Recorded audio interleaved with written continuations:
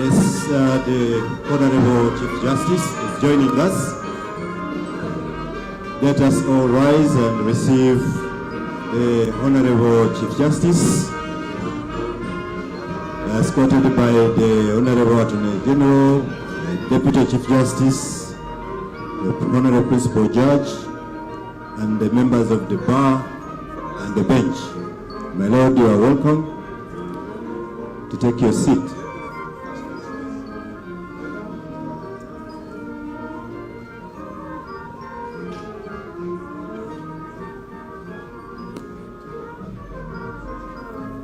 May be seated as we observe the other arrivals. Thank you.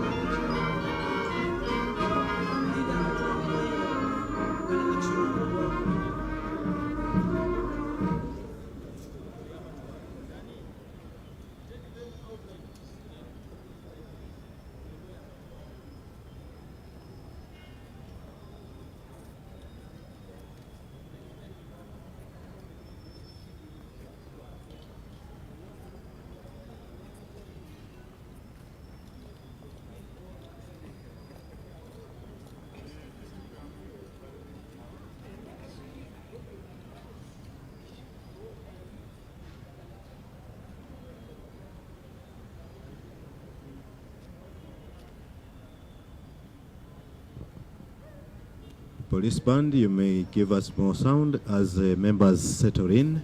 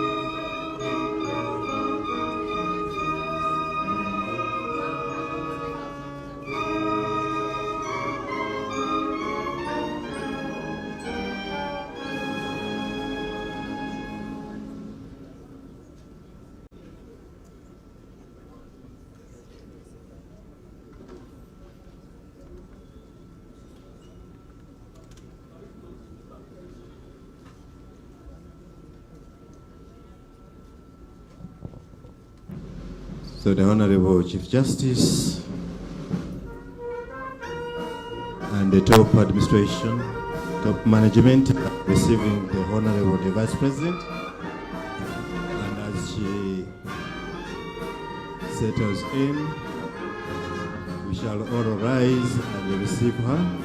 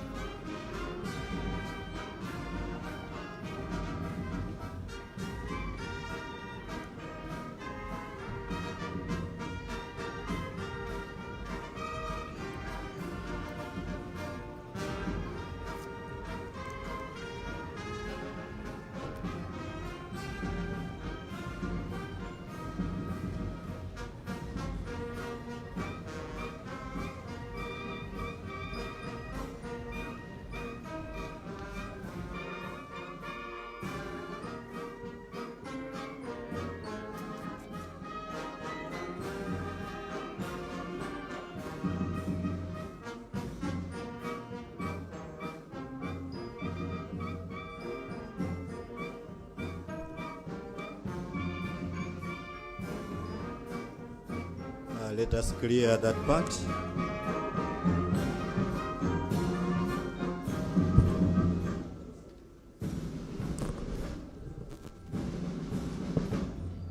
Let us clear that part. My lords, our invited guests, we shall all rise and receive the guest of honor,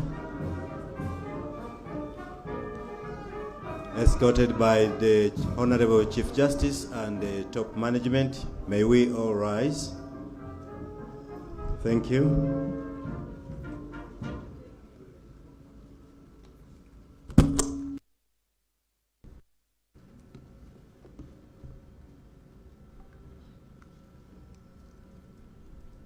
Your Excellency, you are most welcome.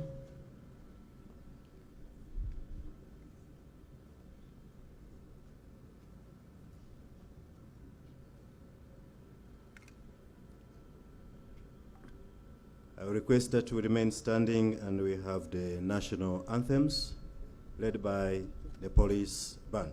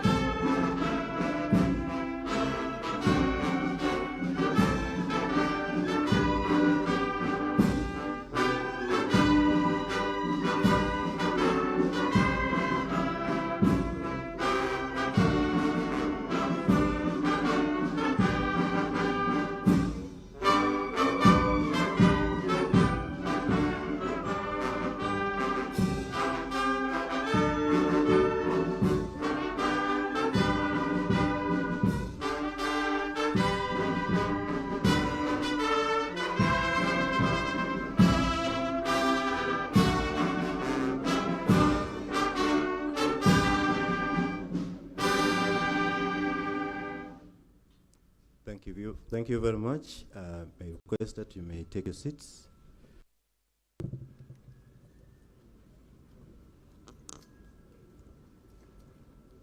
Your Excellency, allow me invite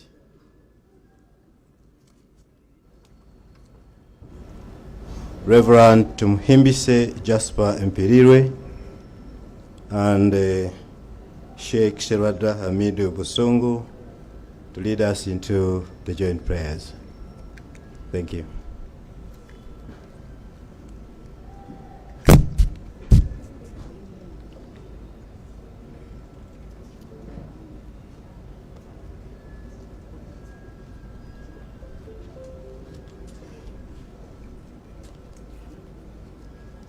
Your Excellency, let me pray.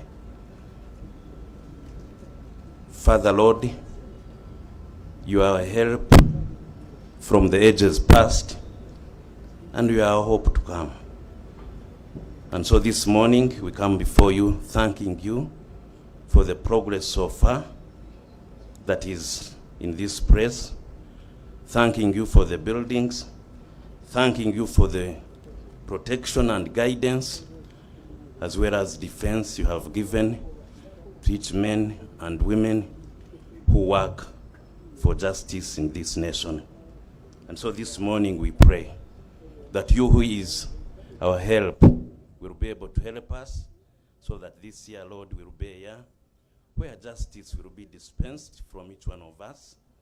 Also pray that orphans, widows, the poor, the hungry, will know that there is hope in our judicial system. And so we pray that you will be able to save and make these men and women, oh Lord, know that without you, there is no truth and justice. And so we pray that instead of anxiety, we shall be able to pray and bring our petitions to you, and you, the God of peace, will be able to fill our hearts. I pray especially for the Chief Justice and the Deputy and all who work under him up to the lowest level of jurisdiction, that Lord of Lords, King of Kings, this year will be a year where people will seek you and see beyond facts that you are a God of truth and justice, and that your throne flows with righteousness. And so I pray that righteousness will flow through our lives to those people who come before us. In the name of God, the Father, the Son, and the Holy Spirit. Amen.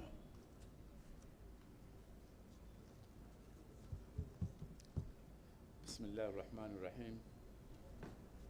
Your Excellency, Vice President, Chief Justice, Protocol Observer, Assalamu alaikum wa rahmatullahi wa barakatuh. My name is Sheikh Hamidu Sherwada, representing His Eminence, the Mufti of Uganda, Sheikh Shaban Ramadan. In the name of Allah, the most gracious, the most merciful, all praise is due to Allah, the Lord of the world, the extremely merciful, the special merciful, sovereign of the day of judgment. It is you we worship, and you we ask you for help. Guide us to the straight path, the path of those upon whom you have bestowed favor, and not of those who have evoked your anger, or of those who are astray. Alhamdulillah Rabbil Alameen, Ar-Rahman Ar-Rahim, Malik Yawmiddin, إياك نعبد وإياك نستعين اهدنا الصراط المستقيم صراط الذين أنعمت عليهم غير المغضوب عليهم ولا الضالين ربنا تقبل منا إنك أنت السميع العليم وتب إلينا يا مولانا إنك أنت التواب الرحيم اللهم اجعل جمعنا هذا جمع مرحوما وتفرقنا من بعده تفرقا معصوما وصلى اللهم على محمد وعلى آله وصحبه وسلم والحمد لله رب العالمين والسلام عليكم ورحمة الله وبركاته.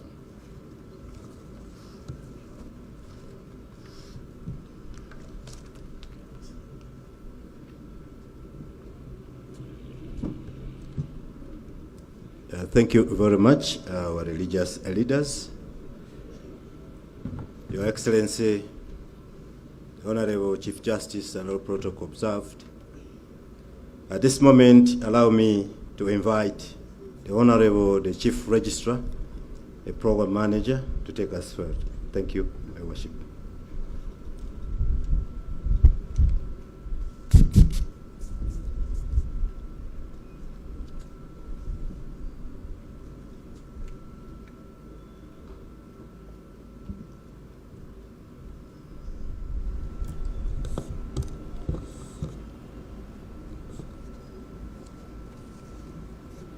Thank you very much, Your Worship.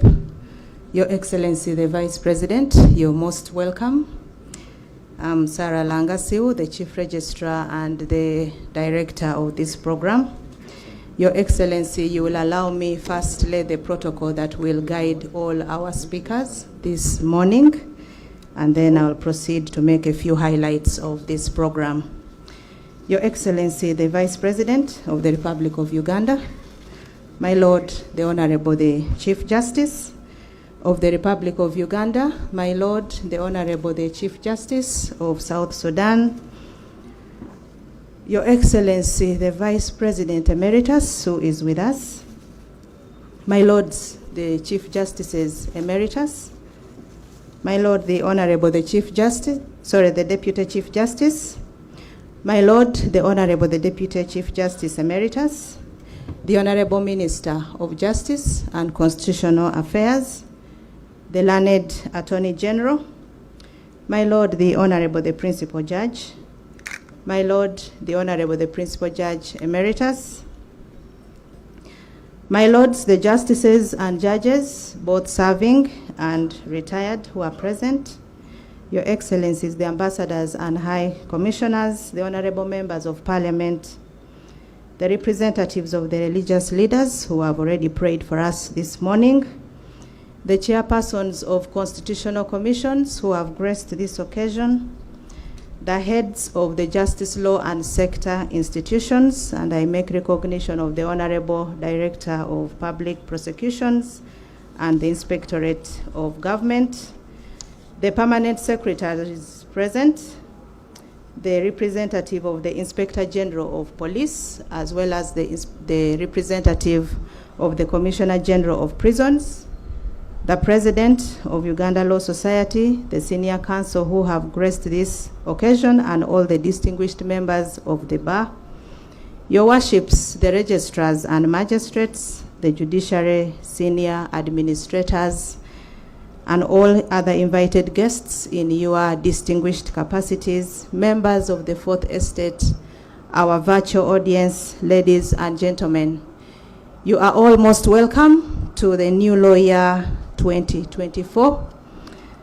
Your Excellency, this was meant to be a dual event, which was to mark the opening of the new law year and the commissioning of the Supreme Court and the Court of Appeal buildings. However, Your Excellency, as you're aware, there's been some changes which the Honorable Chief Justice will ably communicate in his remarks concerning the second leg of the program that relates to the commissioning. Your Excellency, we have not a very long program for this event. After this, we are going to go into the remarks. We have already had the first part of our program where we have had the arrivals. Your Excellency, we have had the prayers, and after this we will be having remarks by the President of the Uganda Law Society. The learned Attorney General as well will speak. We will also have the remarks of the Honorable Minister of Justice and Constitutional Affairs. Your Excellency, thereafter we'll progress to have the address by the Honorable the Chief Justice, and then Your Excellency, you will address the gathering. The last part for today will be a sherry party. Your Excellency, as has been the practice and tradition, the Honorable Chief Justice has prepared a meal for all of us, and we are all invited to partake of the same. Your Excellency, I will be time and again introducing the dignitaries who have graced this occasion, and I'll do the first part before we proceed with the same. in the course of the speeches that are going to be made. Your Excellency, right on your right side, we have the Honorable the Chief Justice of the Republic of Uganda, the Honorable Justice Alphonse Chigamoy Owindolo with us. My Lord Chief Justice, you're most welcome. We also have the Honorable the Chief Justice of South Sudan, the Honorable Justice Chan Rech Madut. You're most welcome, my Lord. Your Excellency, we also have the Honorable Deputy Chief Justice, just after the Chief Justice of Sudan, the Honorable Justice Richard Butera. My Lord, you're most welcome. And Your Excellency, just after the Chief Justice of Uganda, we have the Honorable Minister of Justice and Constitutional Affairs, the Honorable Norbert Mao. You are very most welcome. Your Excellency, with us also we have the Vice President Emeritus, the Honorable Edward Sekandi. He is with us. You're very, very most welcome. Your Excellency, it's a pleasure to have you with us. Thank you. And next we have the Emeritus in the leadership of the Judiciary. First, allow me with honor to introduce the Honorable Chief Justice Emeritus Samuel Wako Wambusi. My Lord, it's a joy to see you very refreshed and refired, as I've been advised that these days we call retired officers refired. Honestly, you are refired. Your Excellency, we also have Chief Justice Emeritus, whom I also introduce with honor, Bat Magunda Katrebe. My Lord, you're very, very most welcome, equally looking very refired. Next, we have the Honorable Chief Justice Emeritus, whom again I also introduce with honor, the Honorable Benjamin Joseph Odoki. My Lord, you're most welcome, and surely you are very refired. Your Excellency, we have Chief Justice, Deputy Chief Justice, Emeritus Stephen Kavuma, whom I introduce with honor. My Lord, you're most welcome. And Your Excellency has been with us for the entire week of the conference and even here. We do appreciate that, my Lord. Thank you, and thank you very much. I also introduce my Lord, PJ Emeritus, Dr. Yorokam Bamwine. My Lord, you're very most welcome. He has equally been with us the entire week. And now I come to the upper side. My Lord, Your Excellency, I introduce with honor the Principal Judge, the Honorable Dr. Justice Zeija. My Lord, you're most welcome. Learned Attorney General, you will forgive me for breach of protocol, but something is blocking me here. I introduce the Learned Attorney General, the Honorable Kiriwa Chiwanuka. You're very, very most welcome. We are really happy to have you here. And I introduce the Vice Chairperson of the Judicial Service Commission, who wears two hats. She's a Justice of the Supreme Court, but also the Vice Chairperson, the Honorable Lady Justice Faith Monda. My Lord, you're very, very most welcome. Allow me to introduce all the justices and the judges of the courts of judicature. My lords, I request that you wave for Her Excellency to see where you are. Your Excellency, those are their lordships, the justices and judges of the courts of judicature. Your Excellency, we also have with us the Permanent Secretary and Secretary to the Judiciary, that is Dr. Pius Bijirimana. Thank you so much, Dr. Pius. Allow me to run straight to the next row behind, and we have the Honorable, the DPP, the Honorable Lady Justice Jane Francis Abodo. You are very welcome, my Lord. Next to her is the Deputy Inspector General of Government, Dr. Patricia Ochan Akiria. You're most welcome. We also have the President of the Uganda Law Society, Mr. Bernard Owundo, who will be speaking very shortly. Your Excellency, I will be coming back to make more introductions of more of our distinguished guests that we have. But now allow me to invite the President of the Law Society to come and make his remarks. Mr. Owundo, you're most welcome.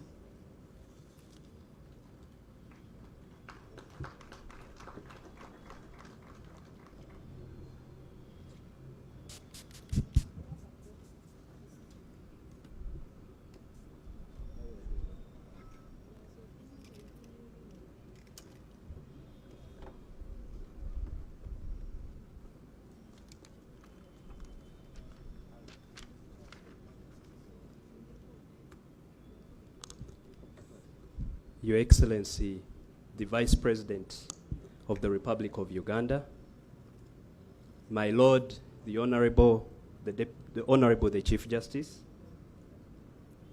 my Lord, the Honorable Chief Justice of the Supreme Court of the Republic of Sudan, my Lord, the Honorable, the Deputy Chief Justice, the Honorable Minister of Justice and Constitutional Affairs, the Land Attorney General, the Honorable, the Principal Judge. You will allow me stand on the protocol, the rest of the protocol that has been laid down by the Chief Registrar. Your Excellency, I take this opportunity on behalf of the Law Society to thank the Almighty for the gift of life that He has given us, and I would like to wish everyone here present and online a happy and prosperous year 2024.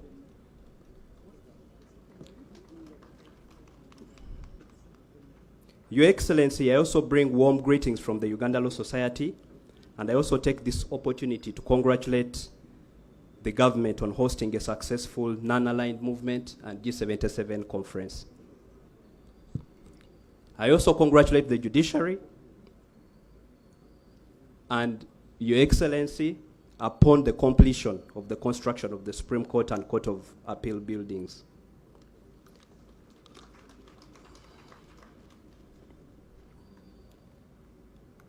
On behalf of the Uganda Law Society and members of the bar, I also wish to congratulate the following judges designate of the Supreme Court that have been appointed. Lady Justice Catherine Bamgerere,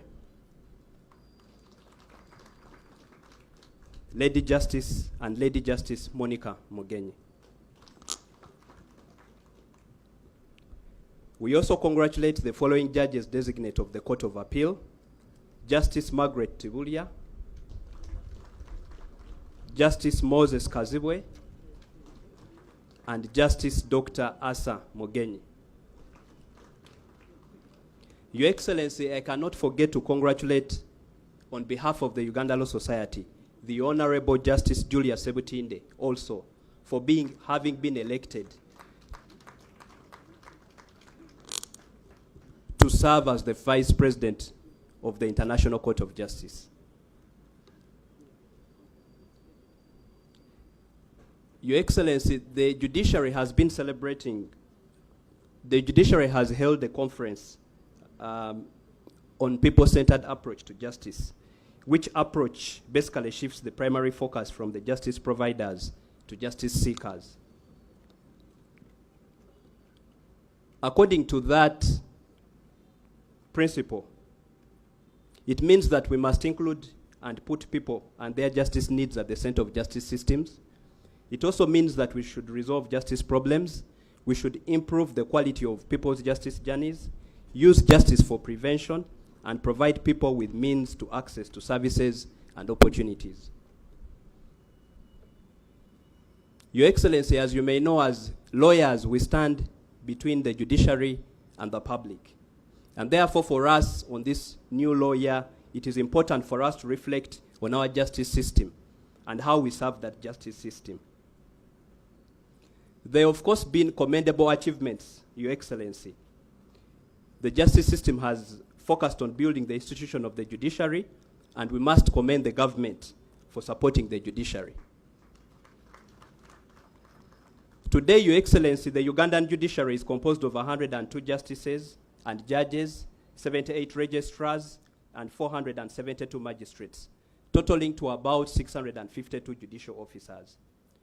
We have also had high new court circuits that have been created, bringing the total number of high court circuits to 38.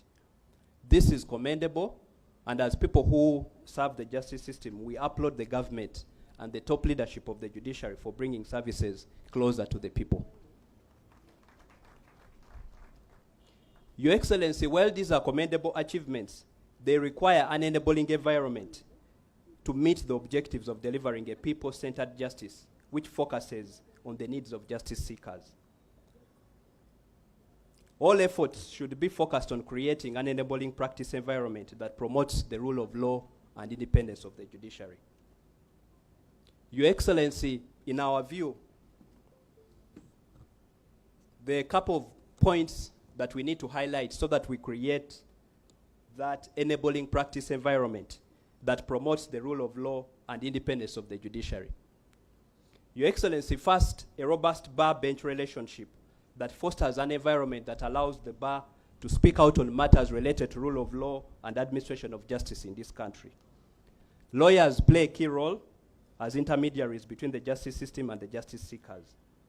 Their contribution is essential for justice seekers to make justice work for people in everyday life and ensure that their fundamental rights are respected. My Lord, as Uganda Law Society today, we have 2 orders from courts that may have implications on the right to assembly and freedom of association, with far-reaching implications on the mandate of the Uganda Law Society. We will lead by example. We will defend these matters in the courts of law, and will not even attempt to boycott this function.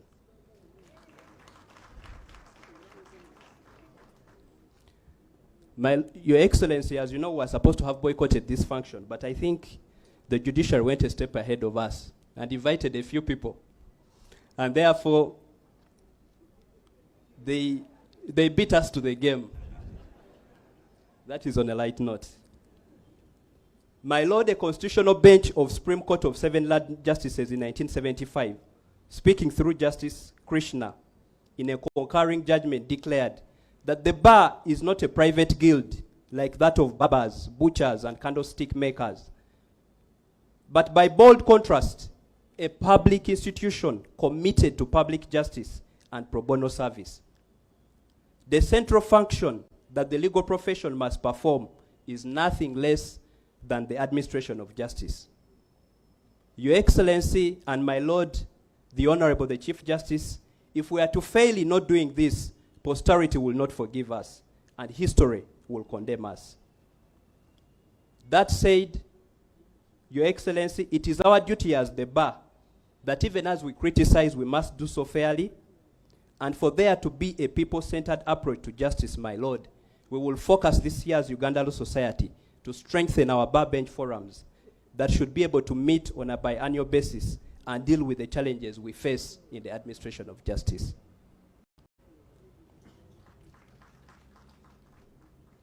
My Lord, we can also not have a people-centered approach to justice if court orders are not respected when they are issued.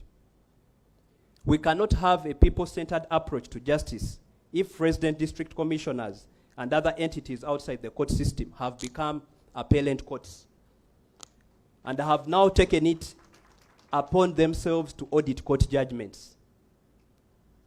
These acts compromise the integrity of the court system and the administration of justice as a whole. Your Excellency, today, for my members, it's very difficult to execute court judgments. We ask that there is a commitment that court orders will be respected, and all entities outside the court system should ensure that when they receive a court order, their only obligation is to respect it.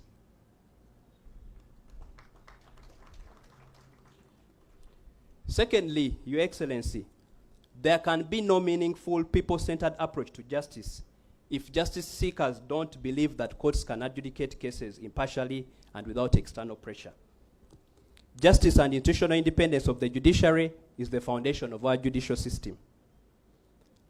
A justice seeker must have full confidence that he will have a fair opportunity to state his case to a fair-minded judge, and that judge will not be receiving phone calls or letters from anyone directing how a case should be judged.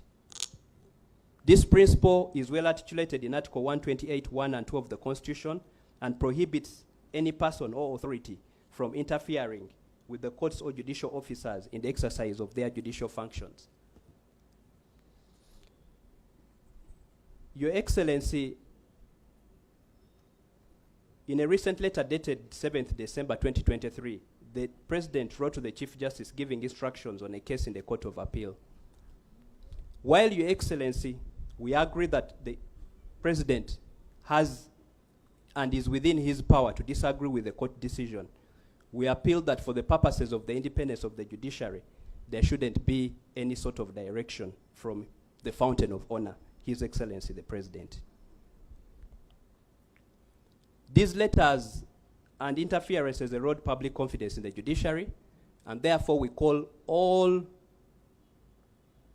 actors, all arms of government, and all citizens to respect judicial independence.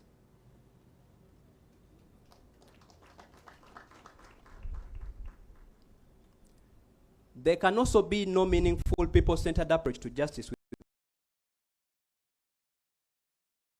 without judicial accountability. The performance appraisal system must be uploaded. And my Lord, I want to take the opportunity on behalf of the Uganda Law Society to thank you and your efforts at building an appraisal system that will ensure that judges are also accountable. Our only appeal is that this system should also be developed and provision be made for appraisals from the bar too. This will help in appraising the performance of the judiciary and will create a mechanism through which we can interact with the judiciary.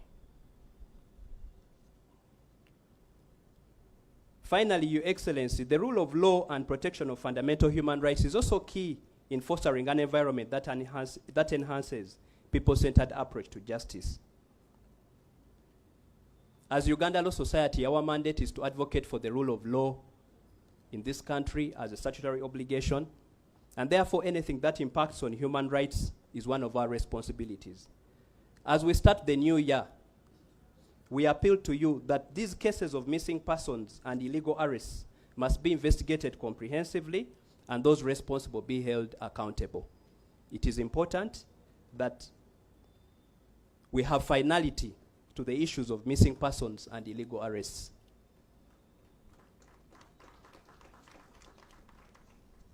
And as I conclude, Your Excellency, as a bar, we also have a corresponding obligation. Our corresponding obligation is that we will act professionally and ethically. And as Uganda Law Society, we are committed to ensuring that our members act professionally and ethically.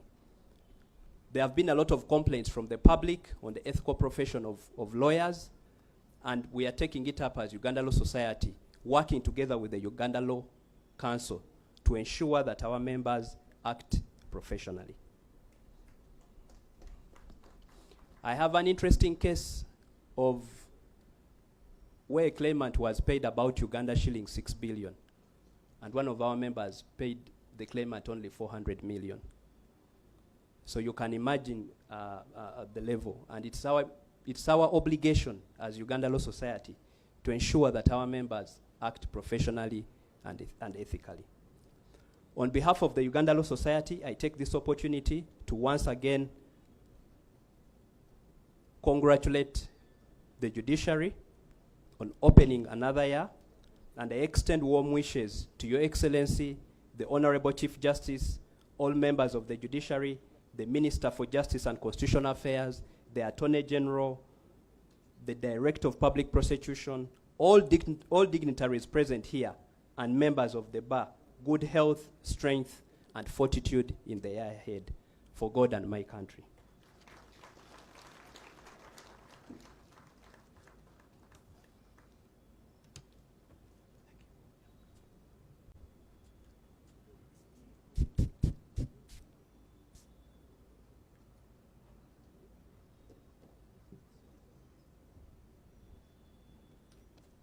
Thank you so much, President of the Law Society.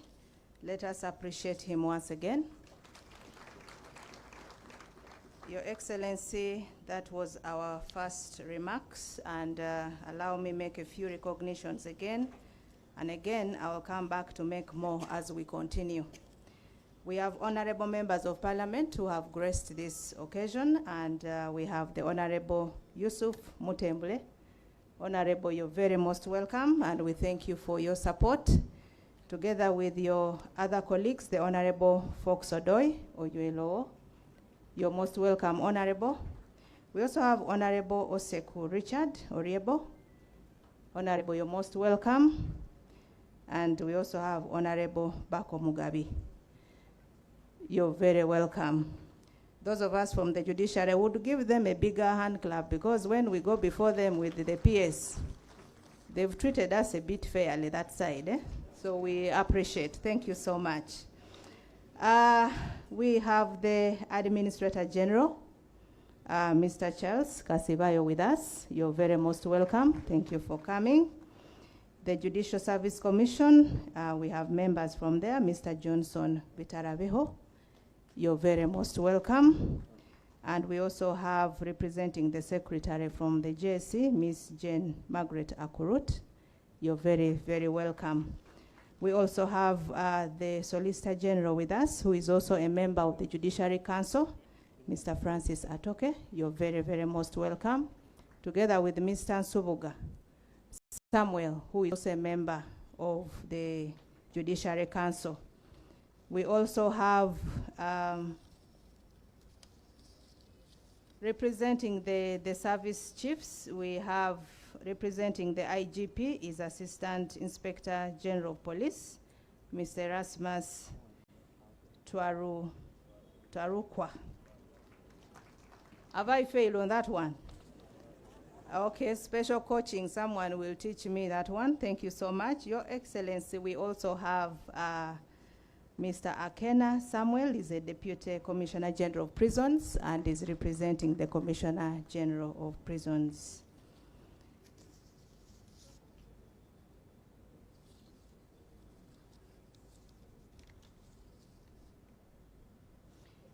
We have from LDC, the Director of LDC, Mr. Frank Othembi. You're very most welcome. Thank you so much. We also have the Registrar General of URSB, that is Miss Mercy Keinobwisho, my own classmate. You're welcome. We have the Chairperson PPDA Tribunal, Mr. Francis Gimara, Senior Counsel. You're very welcome. And also representing the Chairperson of the Leadership Code Tribunal is the Vice Chairperson, the Honorable Asuman Mugenyi. You're very, very welcome. I saw you. Yes, thank you so much. Sorry? Chiyinji, someone is misleading me, Your Excellency. I do apologize. Honorable Asuman Chiyinji. I'm sorry about that. I beg your pardon. The Chair of Insurance Appeals Tribunal is also here with us, Ms. Rita Namachika. That's again also my classmate. Let me boast a bit about them. I will be telling you others who are also here. Your Excellency, let me go a bit to our development partners. And again, if I fail on this pronunciation, you will spare me on this one. Your Excellency, we have the incoming resident representative of UNDP, Ms. Kwana Kolem Ved Obaha.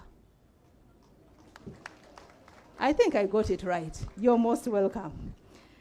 We also have Her Excellency Susan Gogi Namondo, the UN Resident Coordinator. You're very most welcome. And also from UNDP, again, we have Ms. Sheila Ngasha and Annette Pabolunji Wakabi. Those have been supporting us. You're very most welcome. The Country Director of IDLO is here, Ms. Barbara Kiley, also very, very key stakeholder here and been supporting us on a couple of projects, sorry.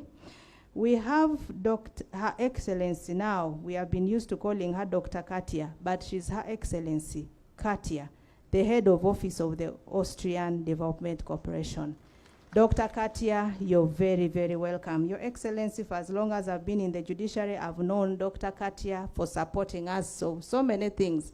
If you talk about reforms like small claims procedure, she was very key in it. So Dr. Katia, now Her Excellency, congratulations. We also have Your Excellency, Ms. Beatrice Mulindwa, who is representing the country representative for UN Women. Ms. Mulindwa, you're most welcome. And we also have the head of office of the UNODC, Ms. Sharon Nyambe. Thank you so much. You're very most welcome. Your Excellency, allow me to proceed again to the next part of the program, and I'll return to make more recognitions. We'll now hear from the learned Attorney General.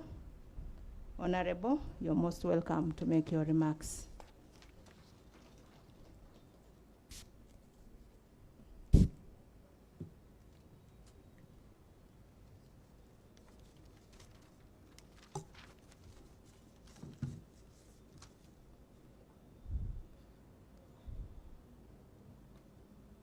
Your Excellency, the Vice President of the Republic of Uganda,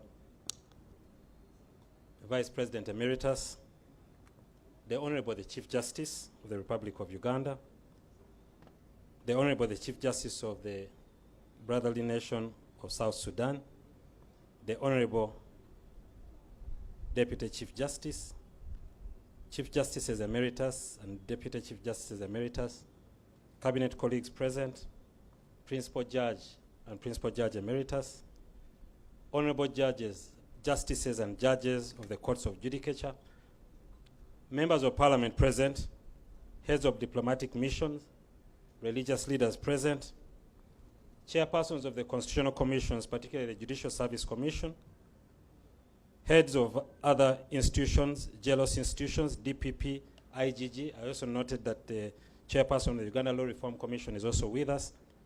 Permanent Secretary is present, the Chief Registrar, Inspector General of Police, Inspector General of Prisons, Your Worship, the Registrars and Magistrates, the Solicitor General, the President of Uganda Law Society, your executive members present, senior counsels present, members of the bar, ladies and gentlemen, both present and virtual. Your Excellency, as the head of the bar, I congratulate all stakeholders involved in the administration of justice upon successfully completing the law year 2023. I have the pleasure to warmly welcome you into the new year 2024. I also sincerely congratulate all those who have been designated new positions in the judiciary in the service of our country and mankind at large. We congratulate you and wish you the very best. Your Excellency, the presence of the three arms of the state at this function shows how far our democracy has developed. Previously, the opening of the new law year was a function of the judiciary and the law society. That was there, it was our affair, judiciary and law society. But has since become a national function that involves all the three arms of the state, ready to plan the administration of justice together. I congratulate my Lord, the Honorable the Chief Justice, and specifically thank you for successfully and consistently bringing us together to deliberate on this important cause. The three arms of government owe it to the citizens of this country to work together to realize the aspirations of the country as expressed in our Constitution, the Vision 2040 and the National Development Plan 3. Working together must never mean or lead to an interference in each other's functions. That said, it is important that as we plan for the country together, we cooperate with one another to ensure that no branch of government is disadvantaged in its operations. Whatever we do must be done for the benefit of the country as a whole, and we must support each other to achieve these goals.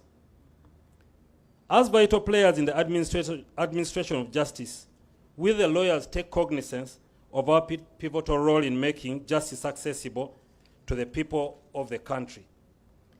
Inaccessible justice services compel justice seekers to look for alternative modes of settling their dispute. Justice in its truest form can only be realized when the victims of wrongs are able to have their grievances pacified by the various justice actors in line with the due process and the rule of law. It is arguably true that when quality justice is easily accessible, there is better regard and respect for the rule of law and respect for human rights. We, the lawyers, are guardians of the rule of law. The rule of law encompasses adherence to the principles of supremacy of the law, equality before the law, accountability to the law, fairness in the application of the law, separation of powers, participation in decision-making, legal certainty, avoidance of arbitrariness, and procedural and legal transparency. These aim at protecting the individuals, especially in their relations with the state. By professionally defending our clients' rights and freedoms, the rule of law is echoed and inevitably strengthened.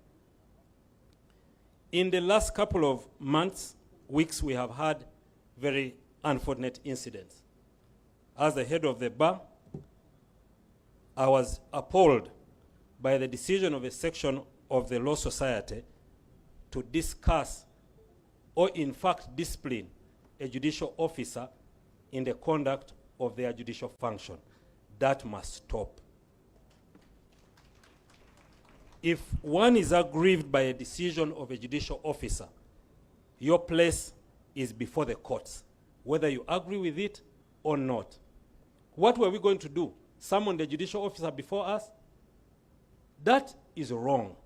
We must know how far we must go and at which fora to address our grievances.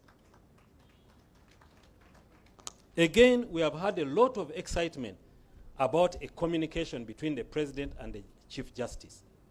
Law Society sitting to discuss. Discuss what? This is a communication between one arm of the state with the other arm of the state. I told you when I was beginning this speech that we must work together to achieve the ends for the people of Uganda. If the Law Society has the legal mandate, as so we say, to communicate our grievances to the judiciary, why then doesn't the executive have the right to communicate its grievances to the executive? Let us know how far we must go. Lawyers are also intermediaries between the public and the courts. Lawyers' proximity to the courts and their understanding of the functioning of courts enables them to assist the maintenance of public confidence in courts. It's therefore incumbent upon advocates to dutifully beyond their clients to the courts, to do this dutifully beyond their clients to the courts and the country and our motherland. For the bar bench to work, there must be mutual respect from the two institutions. My office, together with the Law Society, share an important role in advancing and actualizing the notion that there must be no justification for the rule of law to be trampled upon. I urge all members of that take their role in this seriously, advocating for the cause of justice. I take particular note of the various issues that have been raised by the membership of the Uganda Law Society at the different fora regarding the impropriety in the administration of justice and the disrespect for the rule of law. Issues that directly concern the judiciary beyond delayed resolution of disputes and case backlog, decisions and awards that are not in tandem with common legal practices, including the principles of stare decisis, among others. We continue to advocate for relative uniformity in court decisions, awards and sentences, and timely disposal of cases and delivery of judgments. To defend the rule of law, we must comply with the rules that are set. We also have concerns outside the judiciary, which include occasional failure to respect court decisions, obnoxious noises through social media platforms, and an increasing breakdown in the observance of the sanctity of the courts and legal processes. There is no need for a person aggrieved by a court decision, more so a lawyer, to call a press conference, a press briefing, lashing out at a judicial officer, when one has the right to appeal to him or her. There is no reason why they should disobey a court order issued against you or refuse to obey it. There are no, Your Excellency, ladies and gentlemen, there are no entities outside the court system, as I continuously hear. Laws are written by Parliament, laws are interpreted by the courts, laws are executed by the executive.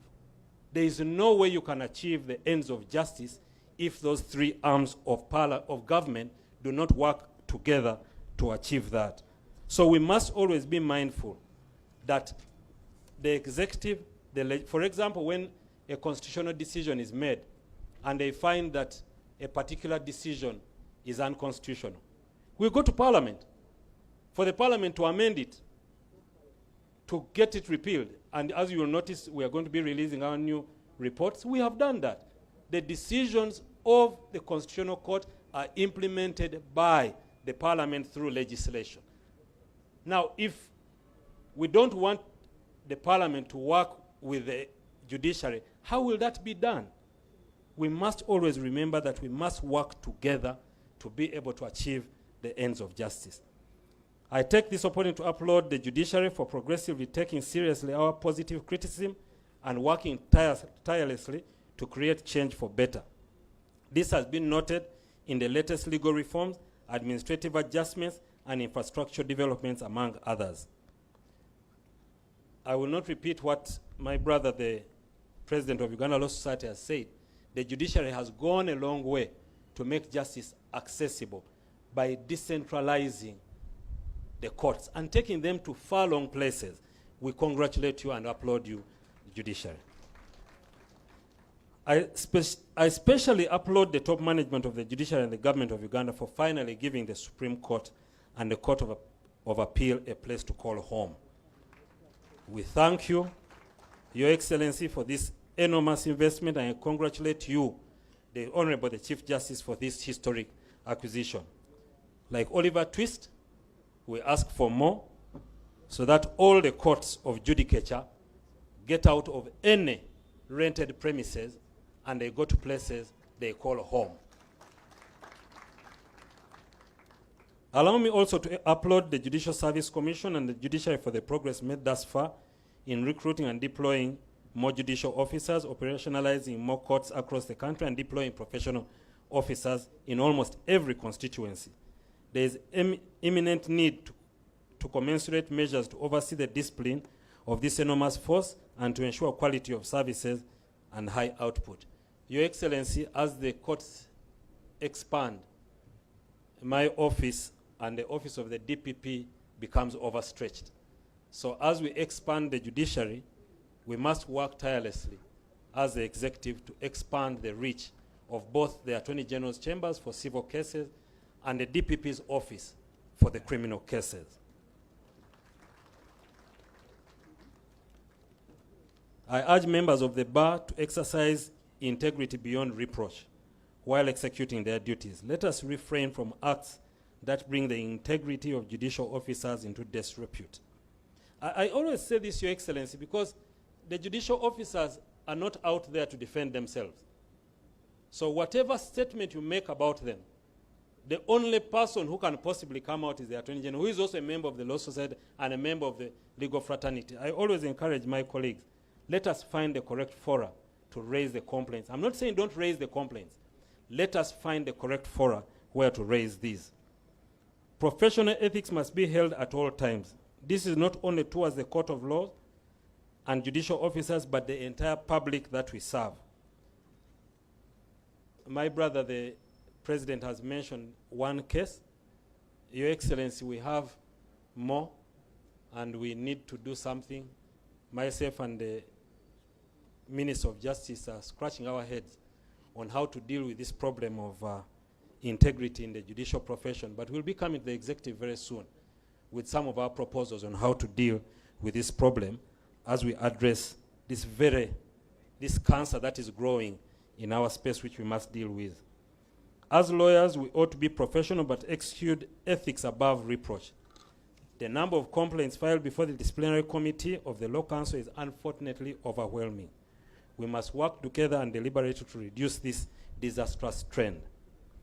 We are addressing the issue of inspection of chambers and issuance of CLE certificates to facilitate the quick and fast renewal of practicing certificates.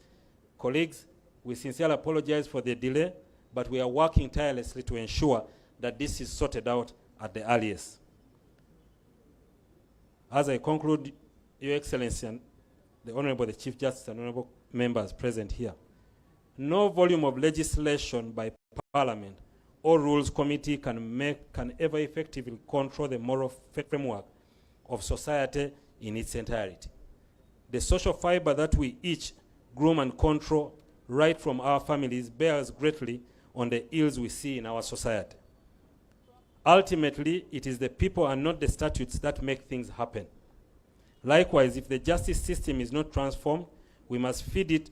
To be transformed, we must feed it with progressive minds, character, and action. Your Excellency and the Honorable the Chief Justice, the judicial officers you see here start from the society, from the Uganda Law Society. So if we get the problems that we are getting in the Uganda Law Society today, that is all we can send up to the bench. So members of Uganda Law Society, let us work on this. I therefore call upon all of us in our diverse callings, as parents, teachers, civil society, opinion leaders, political leaders, religious leaders, and so on, to take the issue of morality very seriously and to address it at every opportunity. In closing, I'll end with a quote by Martin Luther King. "Human progress is neither automatic nor inevitable. Every step towards the goal requires sacrifice, suffering, and struggle, the tireless action, exertions, and passionate concern of dedicated individuals." In this country, the cries for administration of justice have been loud and clear. Let us all sitting here today and everyone else listening virtually be counted as concerned and dedicated individuals who will tirelessly exert ourselves in our spaces of influence to change the landscape of justice in this country for the better. I wish you all a very prosperous 2024 and a wonderful new lawyer. I say all this for God and my country. Thank you.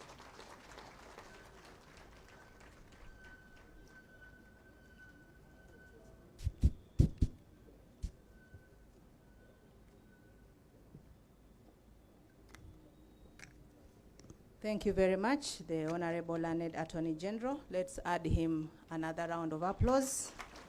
He has spoken to all of us in different ways. As the Bible says, he who has ears, let him hear. Thank you very much. Your Excellency, a few other recognitions, please, and then we'll proceed again. We have Senior Counsel, beginning with Ms. Fiona Wall. You're very welcome. The cameras, you can focus on the people we are introducing so that they are seen. Ms. Fiona Wall, we hadn't seen you. Please stand up and we see you.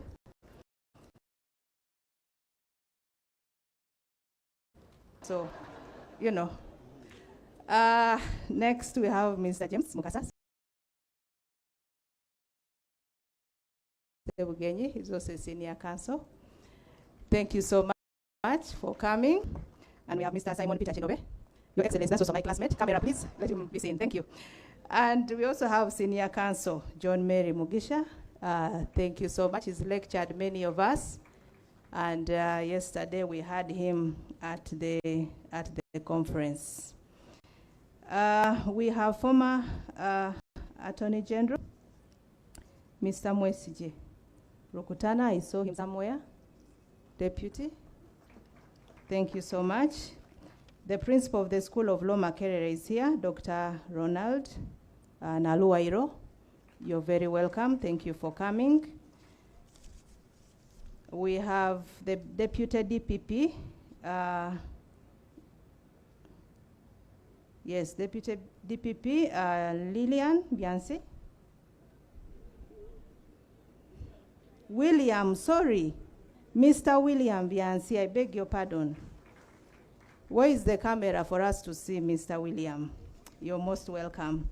We have the chairperson of the Law Reform Commission, Dr. Pamela Tibahira. She was with us also at the conference and presented a very, very interesting part. Thank you so much for being here with us. Your Excellency, we also have from Governance and Security Program, Ms. Rachel Odoimusoke. She's the Senior Technical Advisor. You're most welcome. She came together with her deputy, Mr. Canon Sam Wairagala. He's also the Deputy Technical Advisor, Governance, Peace and Security. The Secretary of the Law Council is with us, Ms. Margaret Nabakoza. You're very welcome. The Director of LASPNet, that's Legal Aid, Dr. Sylvia Namviru, Executive Director, is also here with us. You're very, very welcome. The country representative of UNHCR is here, Mr. Matthew St.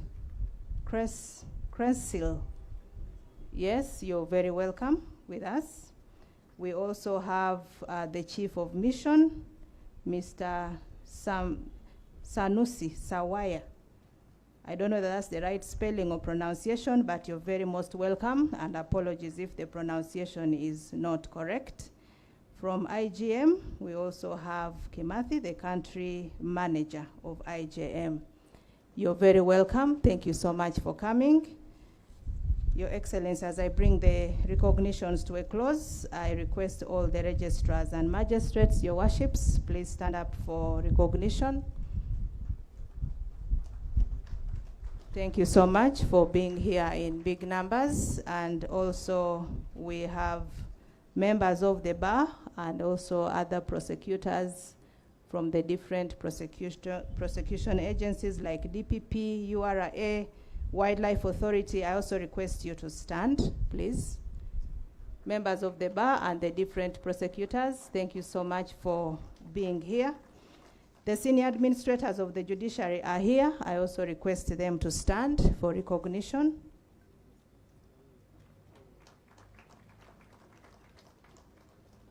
And we also have His Excellency Ambassador Professor Dr. Oboth Okumu. I think he was the first here this morning. Saw him very early. You're very, very welcome. Your Excellency, we will have a 1-minute tune by the police band, and thereafter we'll proceed to hear from the Honorable Minister of Justice and Constitutional Affairs, who will in turn invite the Honorable Chief Justice to address us. Police band, 1 or 2 minutes.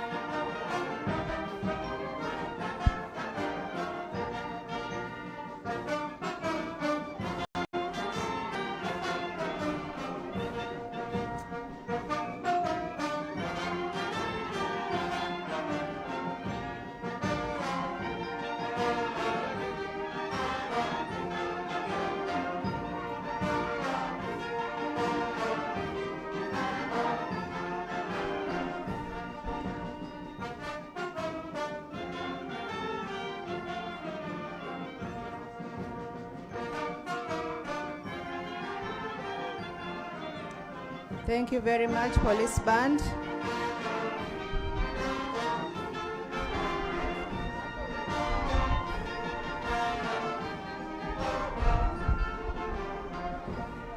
Thank you, police band. You can close it.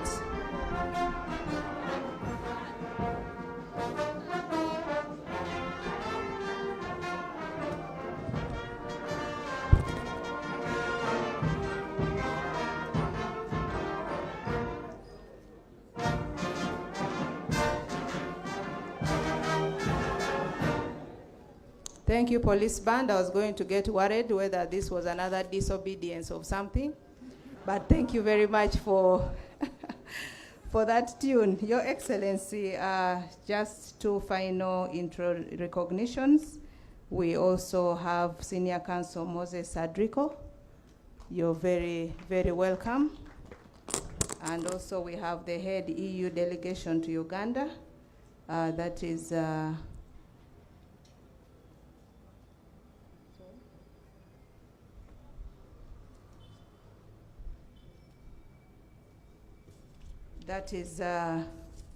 the spelling is difficult here. Your Excellency, you'll forgive me, but I have Chatain, the head EU delegation to Uganda. My apologies. You're very, very most welcome. I hope I got that right. So we are going to listen in from the Honorable Minister of Justice and Constitutional Affairs, the Honorable Norbert Mao. And as it comes, just to inform you, in case you have a medical issue, we have St. John's ambulance available. Honorable Minister, you're most welcome.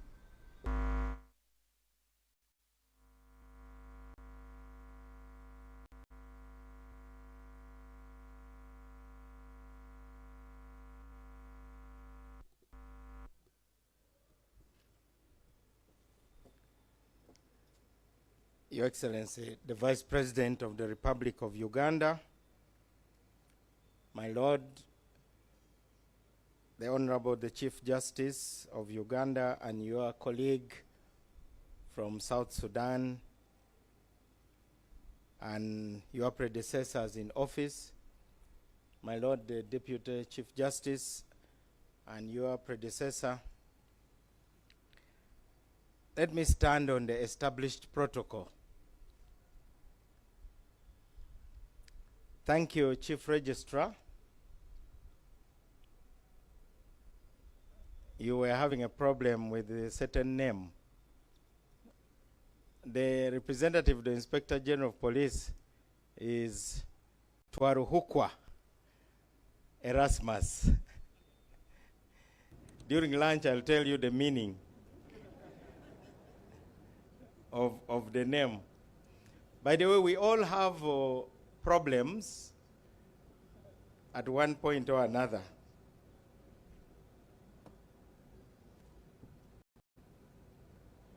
I want to thank the Judiciary for hosting this gathering. It's really a family gathering, and I don't think anything should be a point of dissension. Your Excellency, the Vice President, you are representing the head of the family called Uganda. It is up to you to report that some members of the family are not happy about one thing or another. And it's up to him to decide what to do. Because if you're head of a family, obviously you are at peace if everybody is as happy as possible. So, Mr. President of the Uganda Law Society, we take what you have said as homework, really. I don't think any of us is going to take time to respond point by point to your lamentations. They are obviously well-intentioned. So I'm sure our guest of honor will transmit that voltage live without insulating the head of the family from the currents.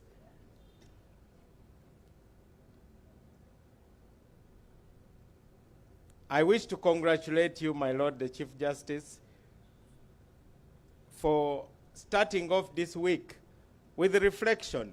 To me, this is just a celebration. This is really a culmination of what you have been doing all through this week. Your theme was a people-centered justice system. Of course, we are called the Republic of Uganda because we are not a monarchy. It's the people who are sovereign. So if you look at our country as a solar system, you then have the people at the center. They are the sun. And then the other branches of government are the planets. They all have their orbits. But like the Attorney General said, those branches of government are not disjoint sets because they are part of a system. That's why we call it a solar system. Therefore, sometimes there is tension. What matters is that whatever tension is there should not be unhealthy as to destroy the system altogether, because then there will be nothing left. Therefore, celebrating this occasion after the 25th Annual Judges Conference is most appropriate. It's also not lost to me that we are in the shadows of two new towering structures that now rumor has will be opened at a later date, giving us yet another excuse to come and have fun at your pleasure, my Lord the Chief Justice.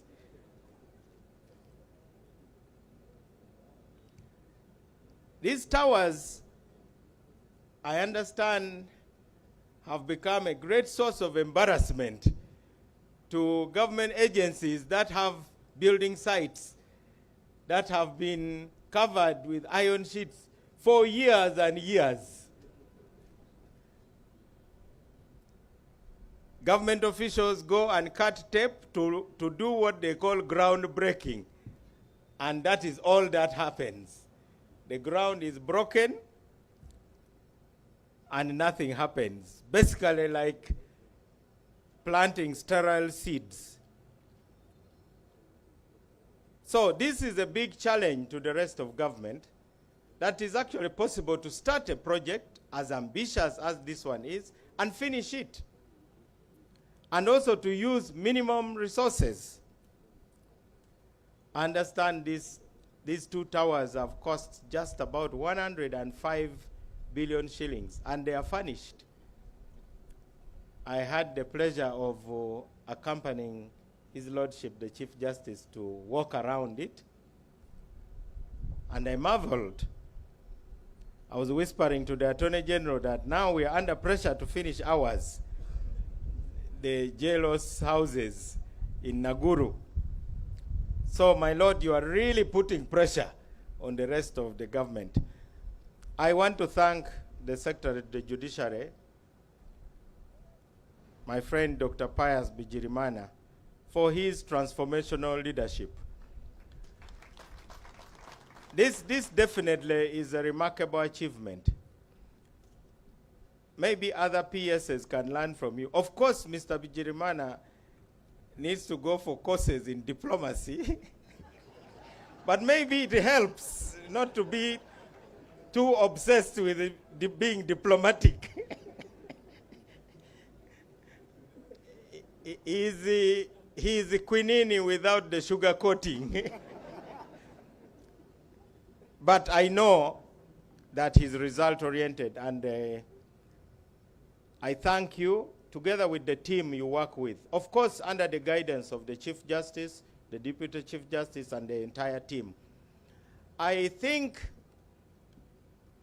the workspace hygiene of the judiciary has improved thanks to the leadership of the Chief Justice and the team you work with.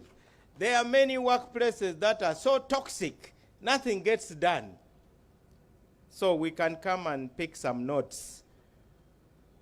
It doesn't mean the judiciary does not have problems. You obviously have problems. So as we celebrate today, naturally, like all ministers, you are given a file with a speech. So I looked at my speech a few days ago, and I thought, this is not what I want to say. I asked myself, what is the meaning of the new law year, really, in the real sense of the word? Then my mind went back to the lunch we had on the day the 25th Annual Judges Conference was opened. At the table, we had you, my Lord, and His Lordship, the Principal Judge, and a few other people. And we were talking about how our African culture is portrayed in African literature. We talked specifically about Things Fall Apart of Chinua Achebe. For those who have read his works, you must recall an event known as the New Yam Festival. The New Yam Festival is always held at the conclusion of a harvest and the beginning of the next work cycle. The celebration is intended to tie every individual member of the Igbo community together and to focus them so that they never forget that they are really an agrarian society dependent on yam. In this gathering, our celebration is similar to the New Yam Festival, and in this case, our yam is the rule of law. That's what brings all of us together, whether we are from the police, the prisons, the military, judiciary, executive, parliament, the bar, and so on and so forth. So we celebrate the fact that we have survived famine, because we are in tough economic times. We are facing even threats from our erstwhile friends, including sanctions, withdrawal of vital funds. But we are here. We survived last year. And we are now making a vow that we shall also survive this year which we are opening. During the New Yam Festival, yams are offered to the gods before being distributed to the villagers. Usually the ritual is performed either by the oldest man, the king, or an eminent title holder. Your Excellency, today, you hold the most eminent title, and that's why you have come to preside over our format of the new Yam Festival. Of course, soon thereafter, there will be a celebration which has been dubbed the Sherry Party. Naturally, because of the need to reflect, people talk about shortfalls, shortcomings also, and new ambitions are declared. During my speech at the 25th Annual Judges Conference, I stated, and I repeat, that the judiciary is judged by a higher standard than all the other branches of the government. I know that the president is referred to as His Excellency, and so is the vice president. And I'm sure those who are teachers here will testify that to have the word excellent written on your exam paper means you have scored something like 97% and above. But because we are politicians, somehow people are more tolerant of our follies and foibles. But with the judiciary, there is a total intolerance. You are almost in the position of Caesar's wife. You know the story. Cantankerous young man called Publius decided to invade a space which was reserved for women, and he dressed up like a woman in order to seduce Pompeia, Caesar's wife. The rumor, of course, reached Caesar. Nothing really happened. The man failed in his efforts to seduce Caesar's wife. But still, Caesar went ahead and divorced Pompeia. And when he was asked why, you know that there was really no adultery, and your wife definitely had no part in whatever went on. And then he said, Caesar's wife must be above suspicion. My lord, you in the judiciary, even suspicion amounts to condemnation, unfortunately, and there's nothing you can do about it. So today, we pledge to continue explaining to the citizens of Uganda that ultimately we are really fingers of the same hand.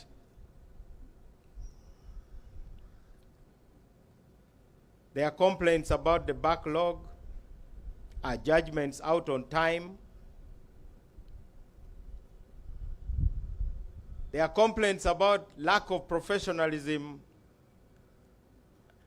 among the lawyers.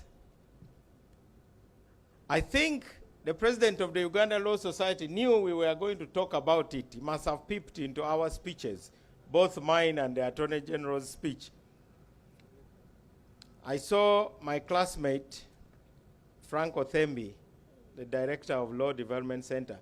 Really, by the way, Registrar, Chief Registrar, I have a lot of classmates here. If I were to name them, you would be very humble.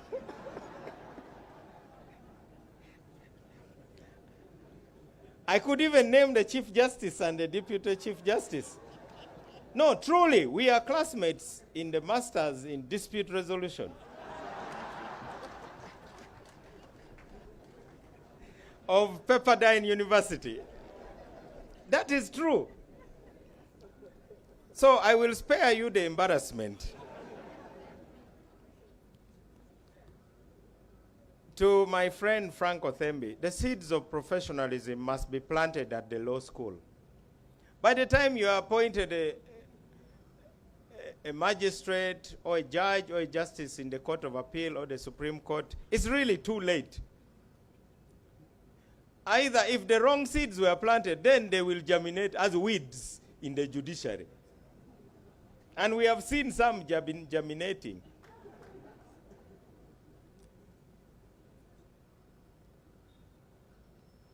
The other day I was complaining about a garnishee order against a dead person.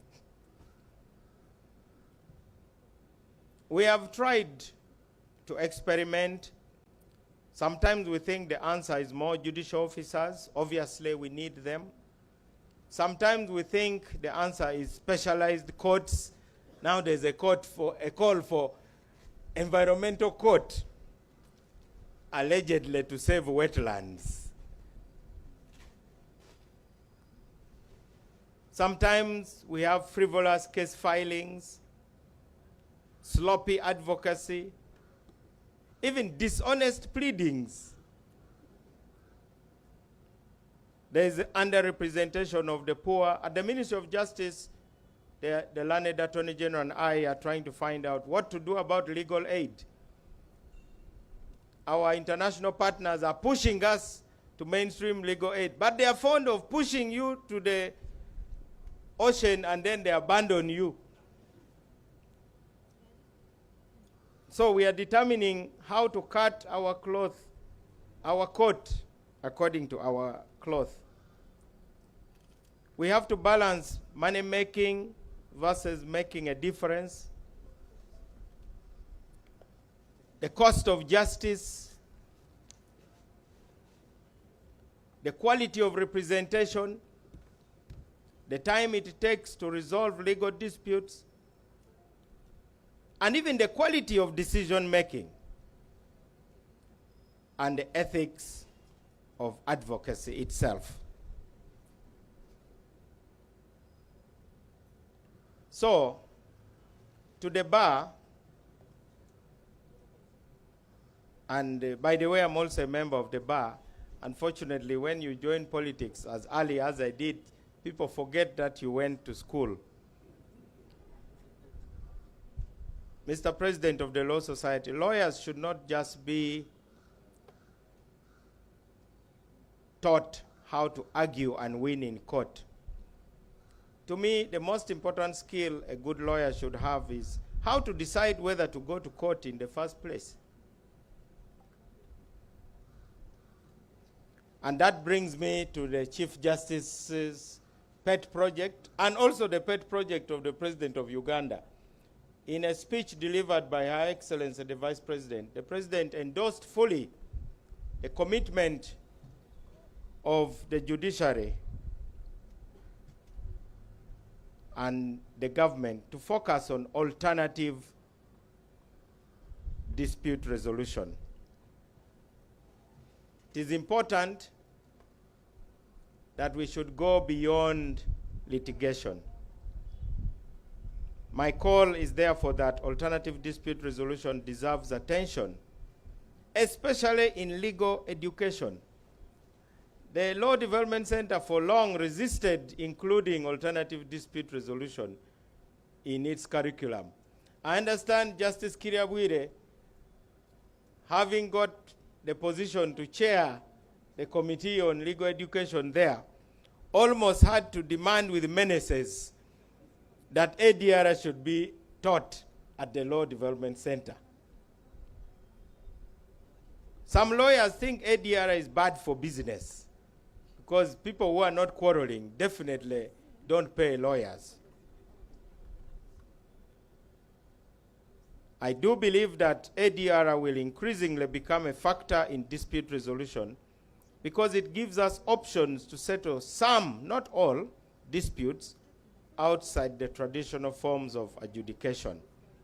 Therefore, law schools have to broaden their horizon. I believe even the Attorney General's chambers will find that many disputes can be resolved cheaply. So I want to promise that we will be taking to Cabinet soon the final copy of the National ADR policy, and I do believe that it will be followed with an act of parliament. Now that the institution known as CADA is being rationalized, so the Ministry of Justice will then have to house an office for ADR to implement the regulations and also to provide guidelines for ADR practice. That is the least we can do so that your lordships and your worships can now focus on real cases, not dealing with these technicalities that many lawyers use to clog the court system. There was a breath of fresh air, Your Excellency, in the conference which you opened. It showed that the judiciary is on the offensive. Enemies of the rule of law and enemies of efficiency in the courts are still there, but I want to testify that they are on the run, and that is a good thing. My Lord, the Honorable the Chief Justice, with those many words, it's now my honor to welcome you to address us. My Lord.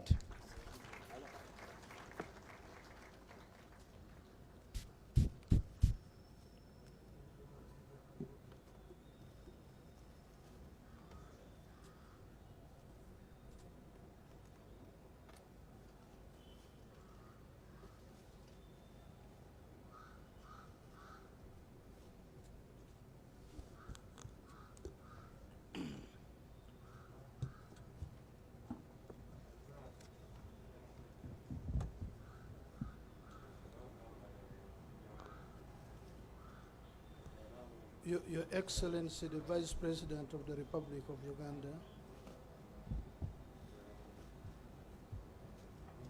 my Lord, Honorable Justice Chanrech Madut Payne Paul, Chief Justice of the Supreme Court of the Republic of South Sudan, my Lord, the Honorable Deputy Chief Justice, the Honorable Minister of Justice and Constitutional Affairs, the learned Attorney General, Head of the Legal Bar, the Honorable Principal Judge, my Lords, the Honorable Justices and Judges of the Ugandan Courts of Judicature, Your Excellencies, the Ambassadors, and other members of the Diplomatic Corps,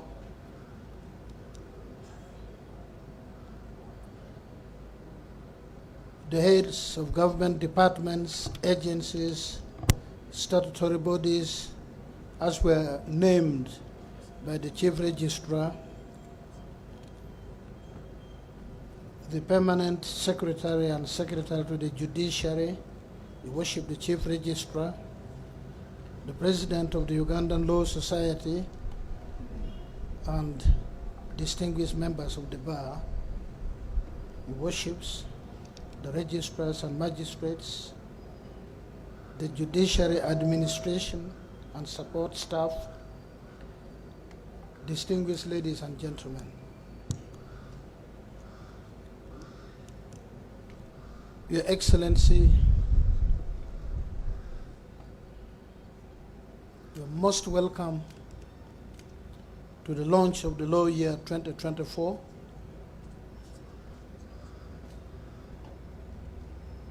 We appreciate that in 1 week, in a space of 4 days, you've been with the judiciary as manifestation of what the Honorable Minister of Justice, the Attorney General, spoke about, the need for cohesion within the three arms of government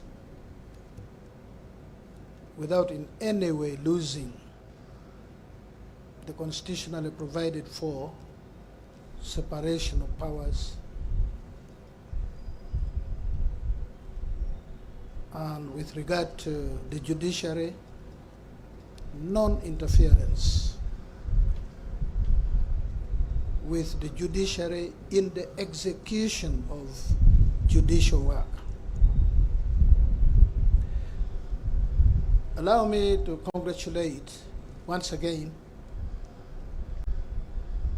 the government of Uganda and the people of Uganda under the leadership of His Excellency the President for the successful hosting of G77 plus China and the non-aligned movement summit, which was successfully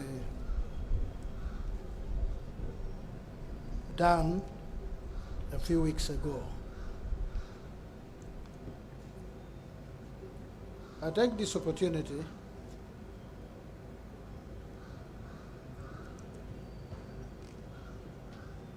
to give special recognition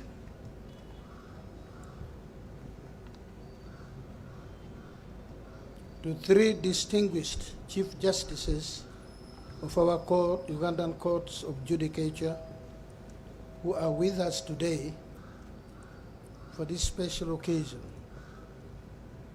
Namely, Chief Justice Samuel Wako Wambuzi,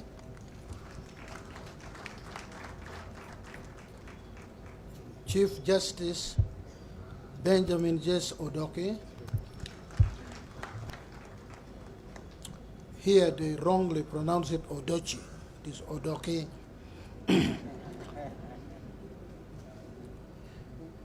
I say so because it is a Luo name, so I speak with authority.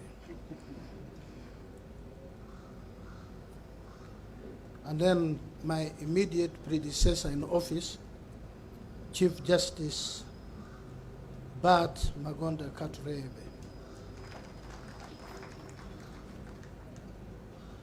My lords, I would like to apologize that the three of you who have religiously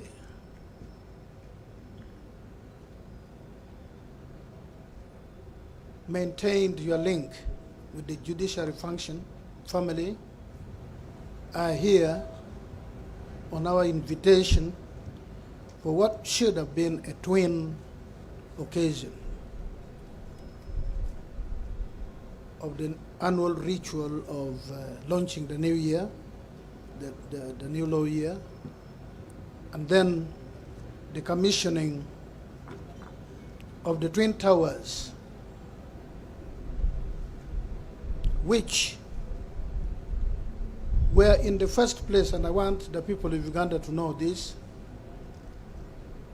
the vigorous and robust quest for the home for the appellate courts was the brainchild of Chief Justice Samuel Wako Wambuzi, who is here with us. He handed over the mantle of Chief Justice Benjamin Jess Odoke, who went a step further and ensured there were designs, architectural designs for the construction of these appellate courts. And then he handed over the mantle to Chief Justice Bart Magonda Katurebe, who again turned the other corner, heading now to the 100-meter stretch and ensured that funds were provided by the Treasury with the direct intervention of the President of Uganda. And we broke the ground here where the Court of Appeal stands on the 3rd of December 2019, just before he retired. He then left me with the unenviable burden of ensuring that the structure stood up. I leave it to other people to determine whether I gave meaning to the struggle by my predecessors or not. My lords, my chief justices, your names will always be etched in the annals of the Ugandan judiciary for this tremendous work whose evidence, whose exhibit is here for everyone to see. I also recognize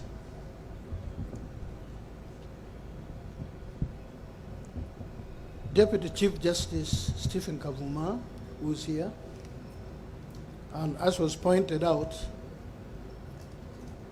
was with us the whole of the duration of the annual Judges Conference, not only this year. It has been very much in character for him.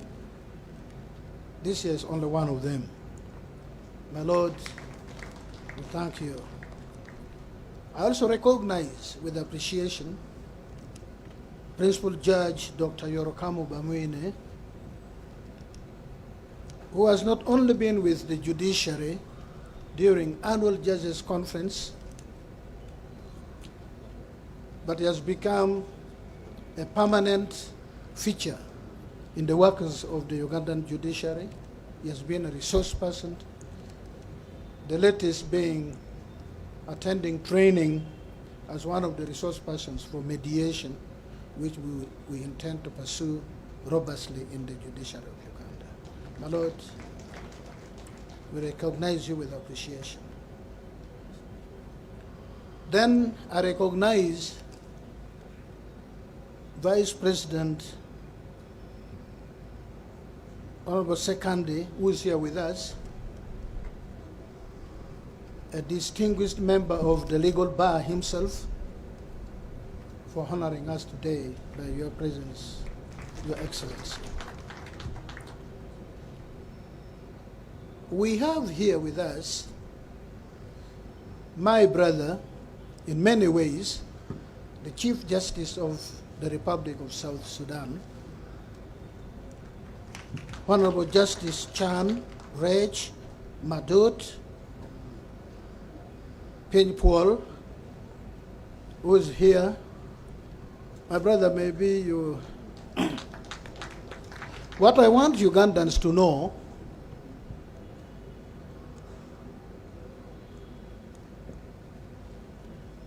our history, our colonial history might have been different. In fact, the first country to colonize part of Uganda was not Britain, was not any other country, it was Egypt, which colonized part of Uganda up to the Nile at Karuma. And it is possible they would have come up to Lake Victoria, except for Kabalega, who checked Governor Samuel Becker at the Battle of Masindi 1872 and stopped the expansion of Egypt. So Chief Justice of Southern Sudan and I would have been in the Equatorial province of Egypt, because the greater part of South Sudan and us were in the Equatorial province of Egypt under the governorship of Samuel Baker, Gordon, who was executed by the Mahadis, and then Emin Pasha. A hotel in his name stands somewhere in Nakasero here. I want to thank my brother for unfailingly standing with us whenever is invited to any function the Judiciary of Uganda is hosting. He's come here numerous, almost countless number of times. Unfortunately, I have not yet reciprocated, but there is still time. I thank every one of us in this country, in the justice, law and justice fraternity, for completing the year 2023 and commencing the new year 2024. We beseech the Lord God that allows us to perform His purpose on earth for the duration of this year and to see us cross into the coming year.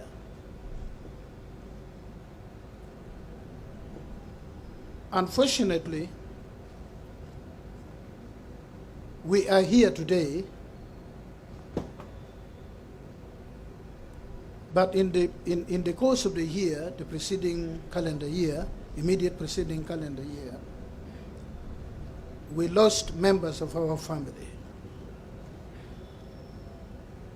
The fallen members are as follows: Honorable Justice Kenneth Kakuru of the Court of Appeal,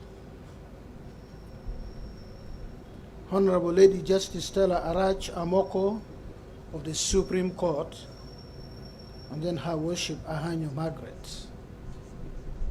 These judicial officers fell in the course of the year 2023. Prayers have been conducted to honor their service to humanity and to beseech the Lord God to take them in His presence for eternity. But because this is a forum today, bringing all of us, the judiciary family, members of the legal bar, and our friends, it is in order, I believe, to observe a moment of silence in prayer for the souls of departed sisters and brothers.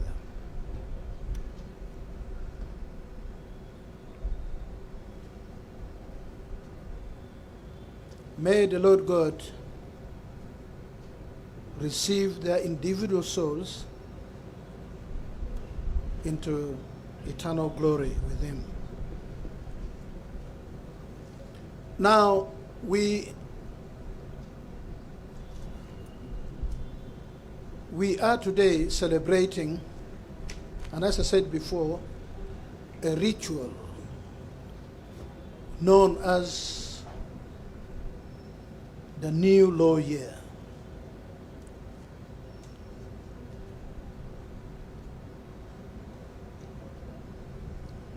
This celebration marks the commencement of the new year. It affords us the opportunity to chart the path for the duration of the year. What we intend to do, how we intend to do, but this is only possible when we audit the immediate preceding year. It is this that informs our course of action. It is this breaking down what we did, what we failed to do, what we ought to have done, which we did not, the impediments or challenges we met along the way, where we succeeded, how we can build on that success, where we did not succeed, an examination of why we did not, and what needs to be done, including doing it differently, so that we can achieve the purpose for which we hold the judicial offices that are bestowed upon us. The judiciary has since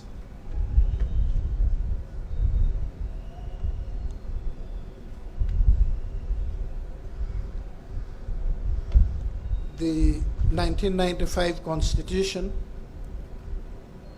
which brought a new dispensation, embarked on bringing the judiciary to accord with the new dispensation. Then there was the Administration of Judiciary Act of 2020, which gave meaning to the Constitution, but also gave new impetus on what needs to be done to ensure that the judiciary of Uganda performs the task for which the people of Uganda conferred them with the power that vests in the people.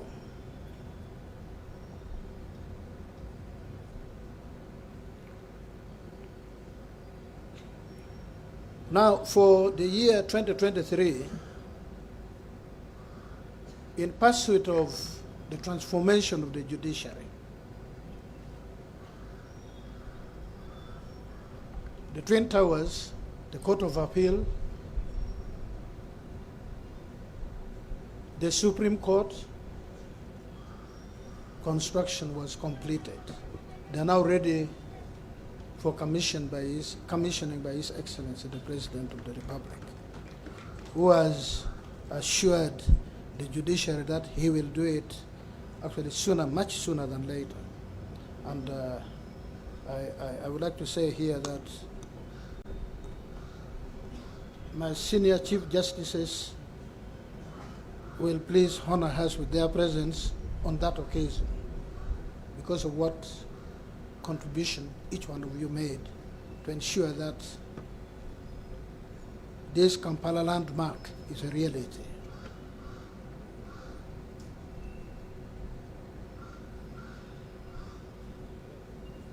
In the year 2023,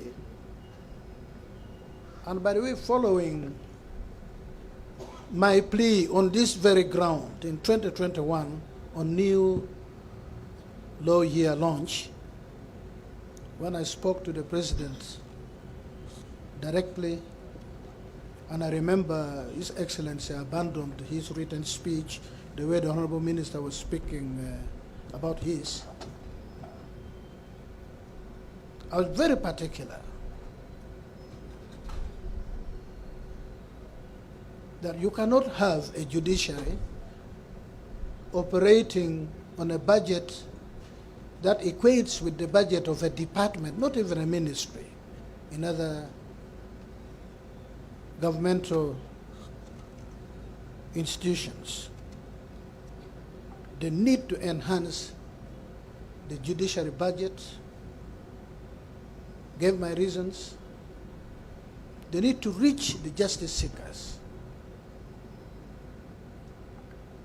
I gave him my personal example. My village is 160 kilometers from Gulu, where one can find the High Court. In a situation like that, a society that is poverty-ridden, these are impediments, these are hurdles to access to justice. It means the courts of law, or what we call justice, is for the able, for the rich, for the well-placed. Because the poor person will never be able, first of all, to transport 5 witnesses that distance. A peasant who is fighting over 10 acres with Honorable Mao would not be able to take those witnesses may be able to take once. But because for 3, 4, 5 years, the case cannot take off for one or other reason, the only judge is not available, the judge is sick, the case is number 8 on the cause list, and when they call it at 4 p.m. when the judge is done for, and then it is adjourned for 6 months. That's the only available date in the judge's diary. 3, 4, 5 times, the peasant litigant is not able to come with witnesses, and at times not even able to bring themselves to court. In the end, the well-placed gets justice, not substantive justice at all, but failing because of that default.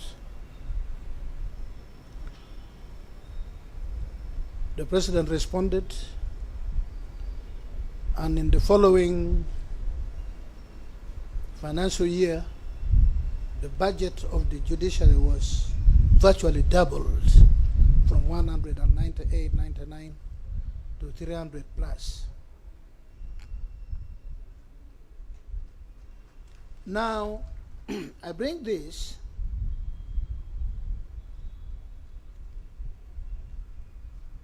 because it has directly had effect, visible impact on the operations of our courts. We have been able to make massive recruitment of judicial officers, especially at the magisterial level. We used to recruit 10 magistrates, 12. If we reached 15, we would celebrate. At one instance, we recruited about 95 at one go, magistrates grade 1. Just one instance. And then it has been a repeat experience for quite some time. And because of this, we've been able to litter the countryside, literally litter the countryside. Some places where they've never seen judicial officers, we've been able to send magistrates grade 1. Where a chief magistrate used to look after 4 other magisterial areas, we've been able to now feed in the traditional, the former magisterial areas now have a chief magistrate.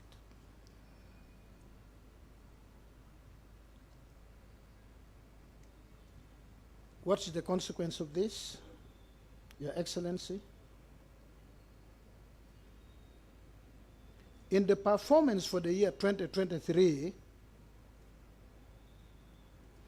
magistrates grade 1 completed the highest number of cases, 133,191 cases. Now, being a lay person, I need to explain to you, Your Excellency, a case is completed when judgment or ruling has been delivered. So when we say completed, meaning the judicial officer is done with, the file has been put aside elsewhere. Then the chief magistrates completed 36,190 cases. Now, this performance directly correlates with the staffing levels at the respective individual ranks. Because we now have 270 grade 1 magistrates, followed by 82 chief magistrates, and a handful of magistrates grade 2 rather.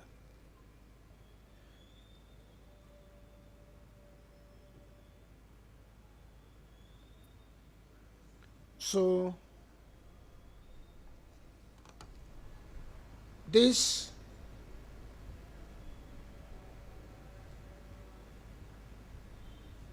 robust performance by the magisterial courts it's not been shared by the High Court.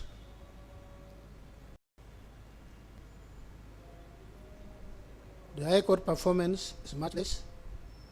Case backlog, in other words, cases which have not been completed within 2 years, are much higher in the High Court than in any other court, because the demands are overwhelming the judicial officers. It is therefore our plea that you take this to His Excellency the President, share with him, with the Minister of Finance, that as has been proven by the magisterial court's performance, the solution begins first and foremost with the requisite judicial officers to handle the challenges of adjudication at every level. Then these judicial officers will be supported by necessary tools, IT, innovations, training, inspectorate. But first of all, you need the judicial officers. We are now a population approaching 50 million.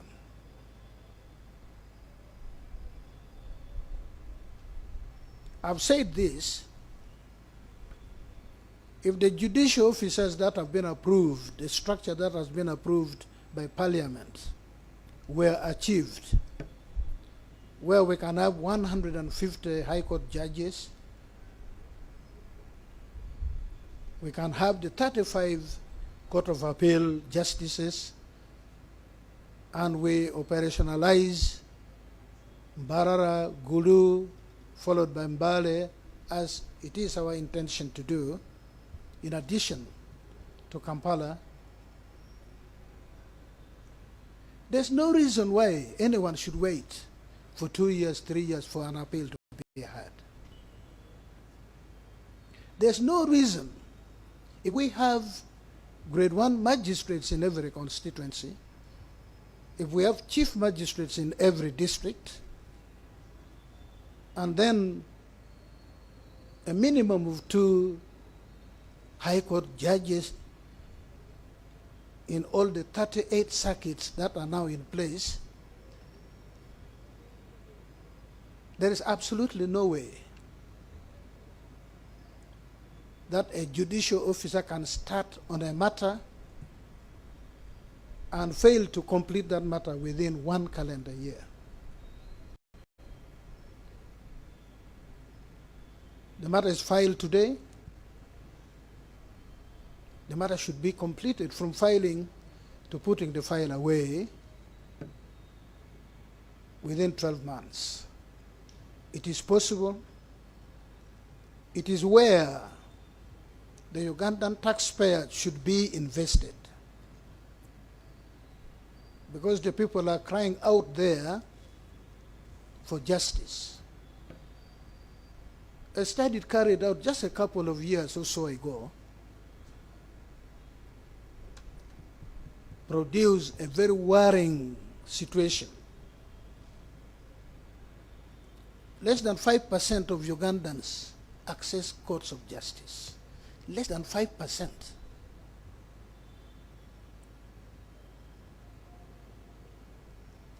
And much less, Mr. President of Uganda Law Society, much less than that, about 2 or less than 2%, have the services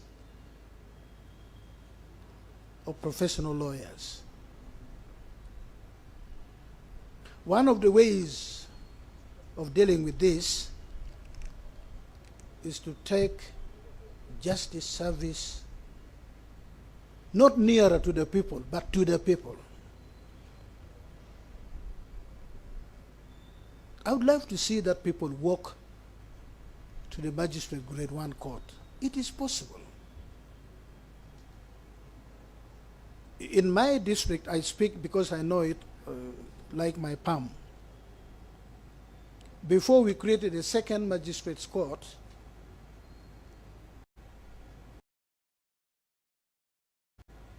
some people had to travel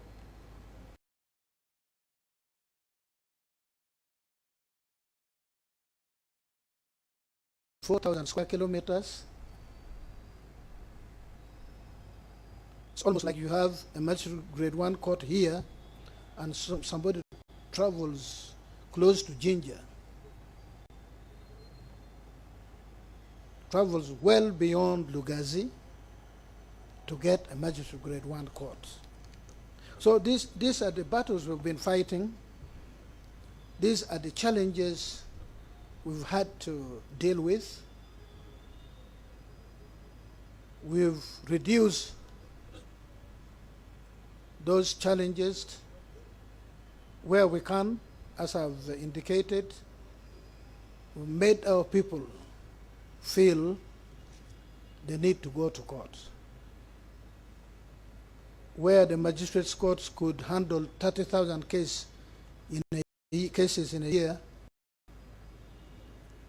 now we are talking of a record of 133,000. So, Your Excellency, that's the way to go. And we intend to continue with the recruitment of magistrates until every constituency has at least one magistrate grade 1. Every district has a chief magistrate, and clusters of districts have a high court. The Court of Appeal is taken to the people. We've identified, as you can recall, 8 places where the Court of Appeal should be located in this country. But we want to start with 2, and immediately, funds permitting, immediately followed by Mbale. And for this, I will repeat this when His Excellency the President comes to commission. Our plea is that money that has been, over the years, put in our budget, which was used for the construction of the Twin Towers, should remain in our budget, plus more, so that we can continue with constructions of court premises.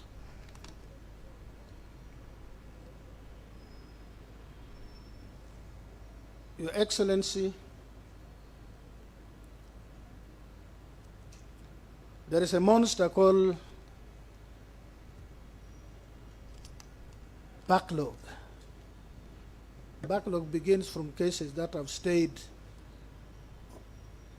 without being handled, without being completed, in excess of 2 years. It is a global phenomenon. It's not peculiar to Uganda, but there's no excuse. We've come up as the Judiciary of Uganda with a robust plan to adopt, embrace, and pursue seriously alternative dispute resolution process in the judiciary in support of the dispute resolution mode which we are taught at school. And for this I've said, it is even a misnomer to call this alternative dispute resolution, to call the African traditional justice mechanism or process alternative. That is the original dispute resolution mechanism, and the one that was imposed on us from 1902 when the order in council was issued with regard to Uganda is the alternative. The adversarial mode of dispute resolution is actually the real alternative dispute resolution mechanism. So we intend to pursue The Honorable Minister pointed out to you that he has been a classmate of mine, not at the university because he was 10 years after me at the university, but we've been pursuing a master's in dispute resolution where, Your Excellency, the Chief Justice of Uganda, the current one who is serving, was the chief student. He lost his title of Chief Justice and became chief student. The Deputy Chief Justice became Deputy Chief Student. And a number of judicial officers and non-judicial officers, but all from the legal fraternity. The Solicitor General, the Honorable Minister, members of JLO's, administration of justice sector. We've completed this and will be graduating this March. I hope it is the last time I put on a graduation gown. But this, we formed the nucleus together with a team headed by Principal Judge Dr. Yorokamo Bamwine to hit the alternative dispute resolution ground running, to ensure that in addition to the one we were taught at school, we reintroduce, we re-engineer the mode of dispute resolution which is familiar to the Africans. The one which is actually being practiced informally by 95% of Ugandans, the ones who do not come to court. So we now want to penetrate that and see how we can formalize it. So the year 2024 will see a robust participation in that regard.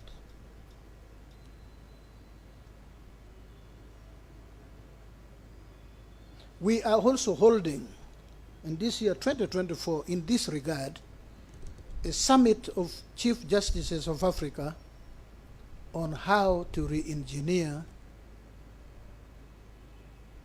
what is wrongly called as alternative dispute resolution process mechanism in the whole of Africa. How we can influence governments to come up with legislation, policy, on how this can be done so that we give our people real justice, the type of justice that brings harmony, the type of justice that promotes reconciliation, the type of justice which is not a winner takes all, but a win-win resolution. This will be in Kampala, Uganda, 5th to 6th of March. Many Chief Justices have confirmed attendance, and we believe it will enable Uganda to be a pivotal center for this process for the whole of Africa. We will continue the pursuit of plea bargaining, which has rooted itself in the criminal justice process in this country. We are bettering it, we're improving it every day. We're learning from experience. And the plea bargaining has actually transformed the criminal justice system. The Deputy Commissioner General of Prisons is here. The Commissioner General was with us, presented a paper only yesterday, and he proudly said, now we have more convicts in prison than remand prisoners. And part of the contribution to this is plea bargaining, where an accused person searches his or her soul and say, look, I own up, and then they negotiate on what type of punishment. And in this, the complainant, the aggrieved party, has a role. Directly say, look, what do you say about this? And so on and so forth. We will continue with the small claims procedure courts simplified way of people making claims within the 10 million mark. Simple process, and it has yielded enormous results in the performance of our courts.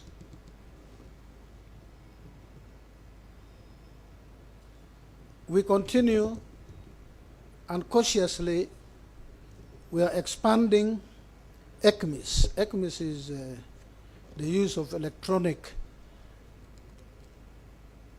process in adjudication, automated recording, automated filing. Now, a litigant who can use ECMIS, you can now file a suit 24 hours. In the past, you had to come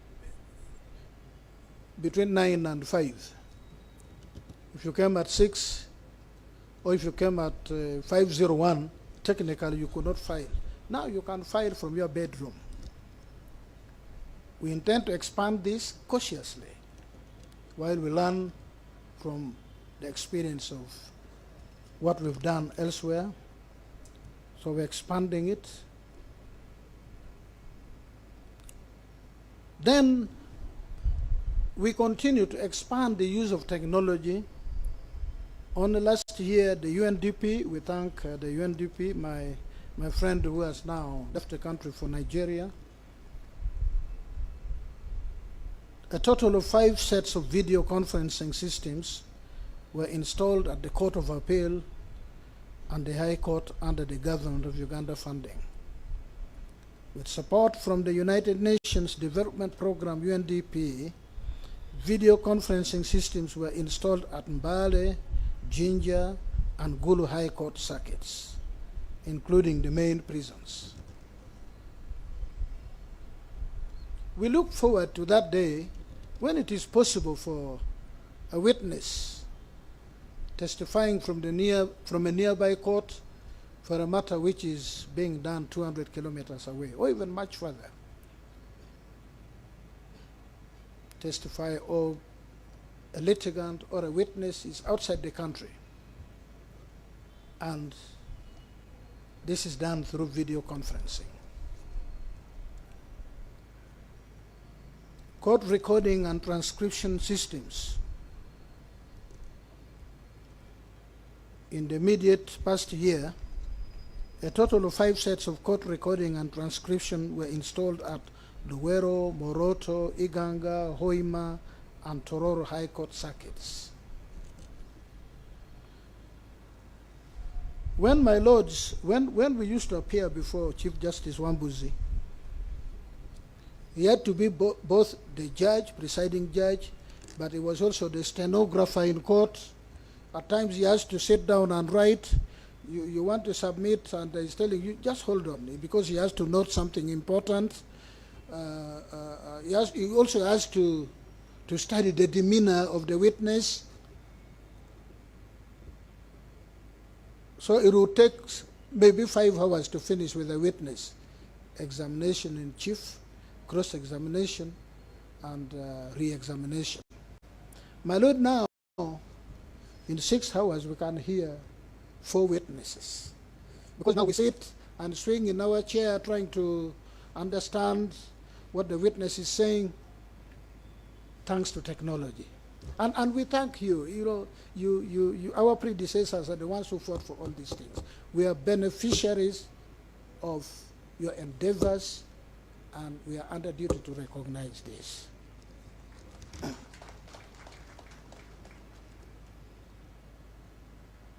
We will extend and upgrade the judiciary ICT backbone, continue to do it. It has been done. Now we cover Chiboga, Chief Magistrate's Court, Kayunga, Lugazi, Sironko, Apach, Kotido, Bugiri, Bulisa, Bundibujo, Patongo. I come from Patongo, my Lord Chief Justice. Kirohora, Nsangi, Mayuge, City Hall, Kasangati, Chanika, and many other places. we intend to expand with a view to covering all the courts of judicature. To give effect to the administration of the Judiciary Act of 2020, and the administration of Judiciary Act was actually a gift given to my lord, my immediate predecessor in office. I think it was signed one day to your retirement. It was signed today, and then the following day, Chief Justice Katurebe went home. So it was a gift to him. It was one of those things he really fought for. It was a gift to him. My lord, to give effect to what you fought for, I have not failed you. I have since issued statutory instruments that have been gazetted. The administration of the Judiciary Inspectorate of Courts Regulations of 2023. Now, the transformation we brought with regard to inspectorate is that inspectorate is not going to be a headquarters thing. It's not going to be a Kampala thing. We are going to decentralize inspectorate. We are going to empower chief magistrates to meaningfully be inspectors of their courts, and so that every judicial officer, wherever they are, what stations they are in, feel that someone is breathing on their neck from behind, so that when they do their work, they know that there is accountability at every stage and all the time. The other instrument is the administration of the judiciary, establishment of committees regulation, also of 2023. The judicature designation of high court circuits, which has now brought the high courts to 38 circuits. The administration of the Judiciary Inspectorate of Courts Regulations.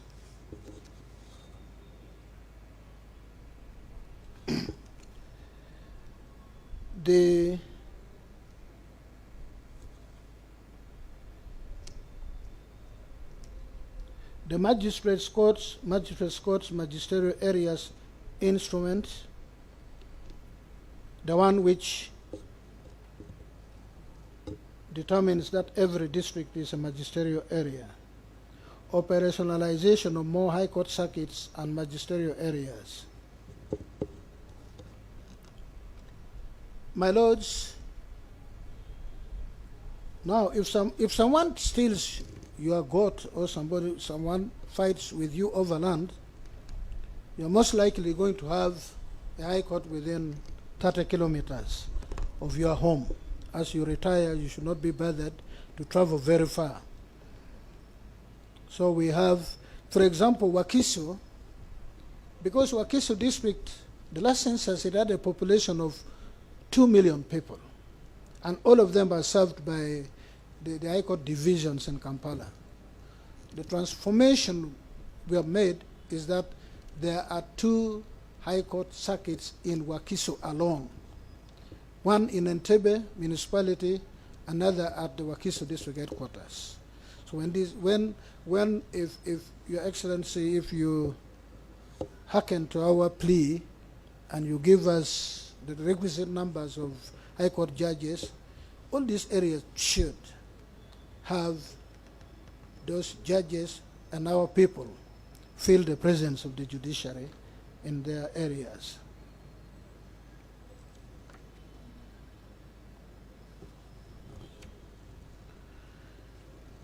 I'm also glad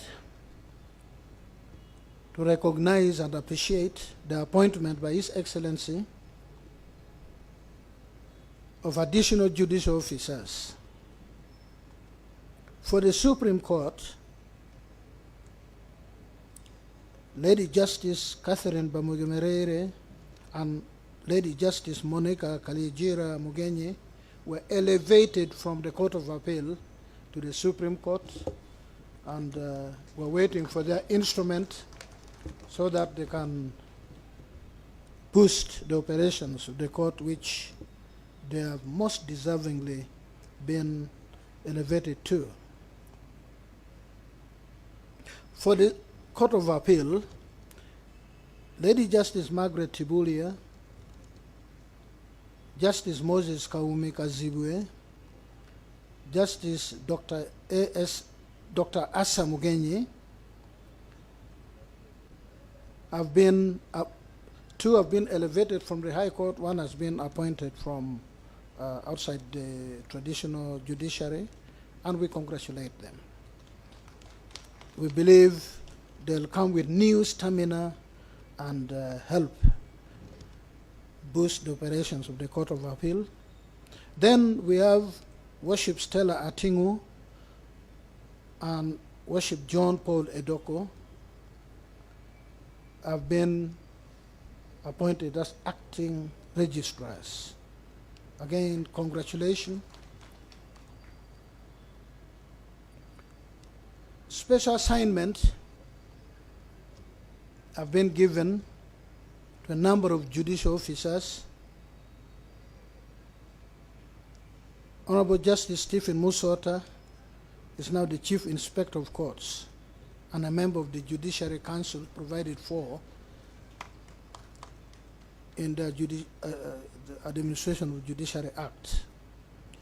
Lady Justice Elizabeth Musoke replaces the late Lady Justice Stella Arach as representative of the judiciary to the Judicial Service Commission. A very demanding and critical responsibility. I'm also glad to inform this sitting and the people of Uganda that our very own Lady Justice Lydia Mugambe was appointed the judge of the United Nations Residual Mechanism of International Criminal Tribunals.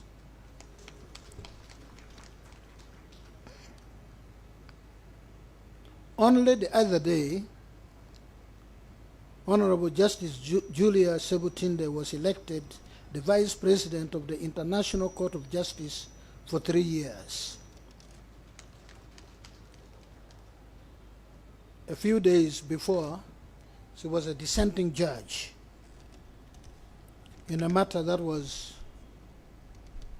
before the court, and I saw all sorts of people attempting to roast her for her judicial decision. Now, to prove them wrong, she's been elevated notwithstanding her dissent. Because that's the sole purpose of judicial independence.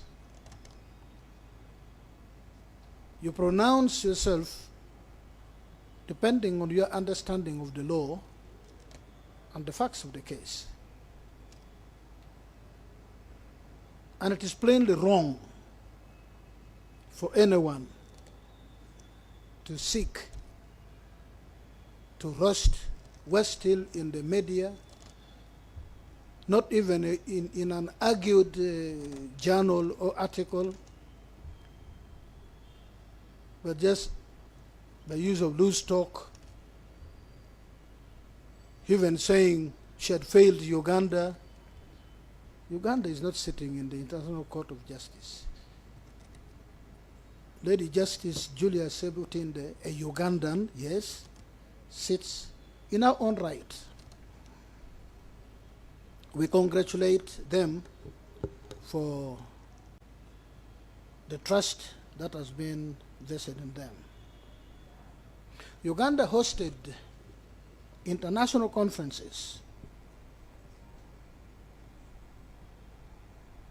and also the Chief Justice attended a number of them. The Chief Justice attended one on regional symposium on greening judiciaries in Africa, which was in Nairobi, Kenya. Uganda hosted a delegation from the Zambian judiciary. They came to understudy Uganda best practices on development of a handbook for management of gender-based violence cases. A delegation from the Judiciary Malawi also visited us to understudy us benchmark on anti-corruption division on the adjudication of economic crimes. From the 4th to the 8th of December last year, the 20th East African Magistrates and Judges Conference, IMJA, as it is acronymed, took place in Uganda here at Speak Resort Munyonyo. Your Excellency, you represented the President and opened the conference. And called on the judiciaries of East Africa to fight corruption and build public trust. Now, all this is evidence. All this is evidence that Ugandan is held with recognition and respect in the little we've done. We're now being understudied on how to fight anti-corruption. We're now being understudied on how to develop handbook for this or that. Members of the East African Community magistrates and judges are comfortable attending conferences here. And as I said, my brother has always been with us. I want to thank the government of Uganda and members of the Ugandan judiciary for this.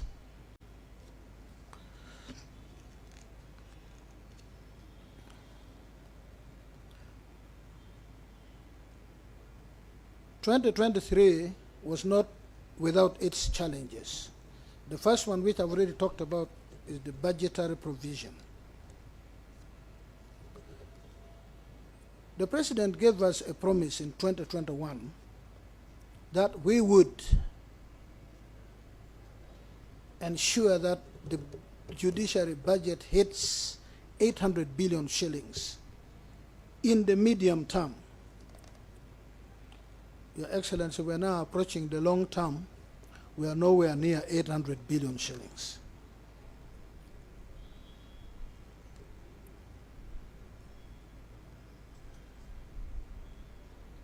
Our strategic plan is due to expire in the financial year 2024/2025.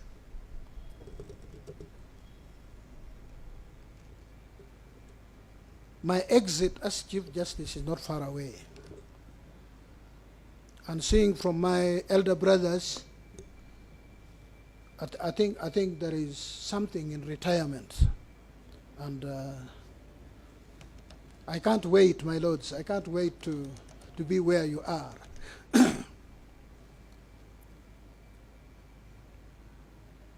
But our plea is,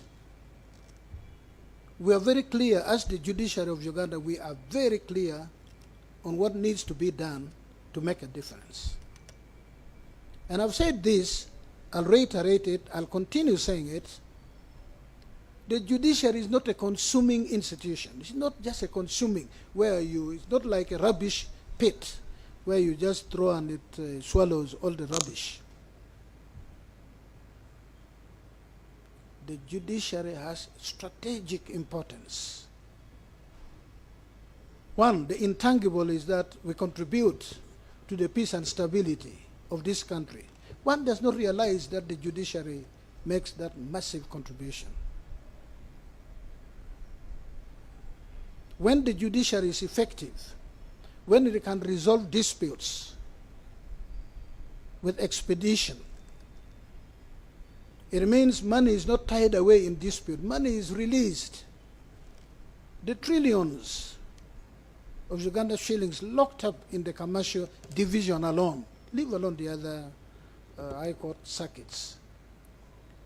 If they were freed, if the owners could use those monies freely, they would make a difference, because those activities would be taxed and our treasury would be the better for it. When we resolve land disputes immediately, instead of imposing injunctions, then that land is up for economic activity, sale, planting of crops, name it. and that is a boost to the economy. So when we ask for 800 billion, that is money which we can actually provide to the government, plus more each year when you give us the tools, the personnel, the tools which we've been asking for. It is, as I've said before, meaningful recruitment of judicial officers that we can reach our people, we can fight case backlog, and so on and so forth. So our priority for the year 2024, we will have these Twin Towers soon, the President has assured me, commissioned. But when we have our home, it's also going to be a challenge to all of us, what the Ugandan taxpayer has done. Because this Twin Towers was built by Ugandans, not by donor fund. What are we going to do as judicial officers? What impetus? How do we feel? We will search our individual souls, we'll challenge ourselves, we'll rededicate ourselves to say thank you to the people of this country, the justice seekers in this country. We will also complete this year the construction of the Soroti and Rukungiri High Court buildings, Aleptong, Budaka, Liantonde Chief Magistrate Court buildings, Abim, Patongo, Karenga Magistrate Grade 1 Court buildings,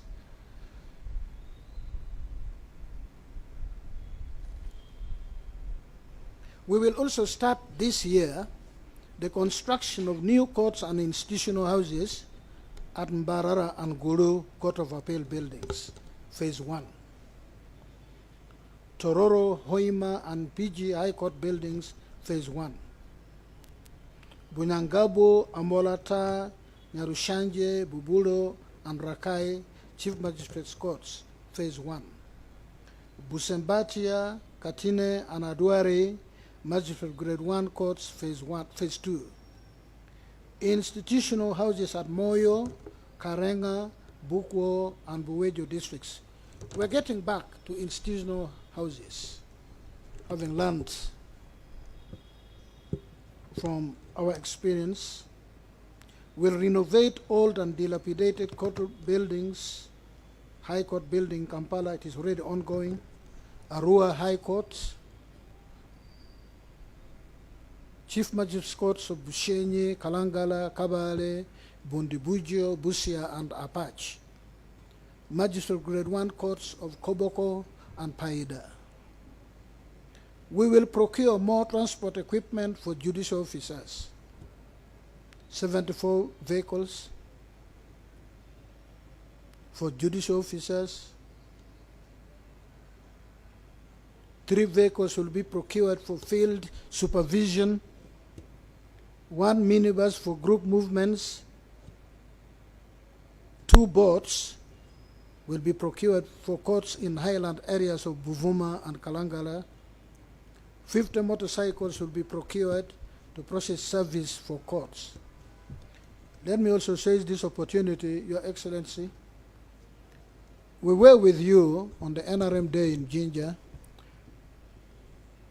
when His Excellency, the President, most generously decided to allocate the electric bus that was handed over to him by the Ugandan manufacturers to the judiciary.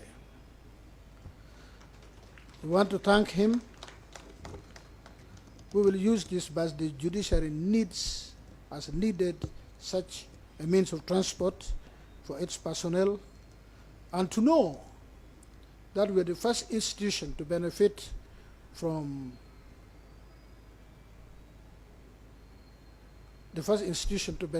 this type of bus. We have every reason to hail His Excellency for that decision. We will also provide alternative source of power to courts in remote areas where the electricity grid has not reached there or is not reliable.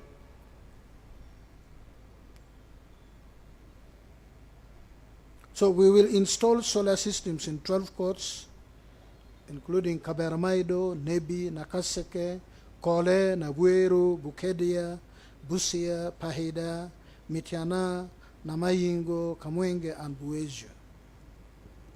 We'll also provide furniture, 6 high courts in the civil and land divisions, anti-corruption, international crimes, Mbarara and Gulu high courts.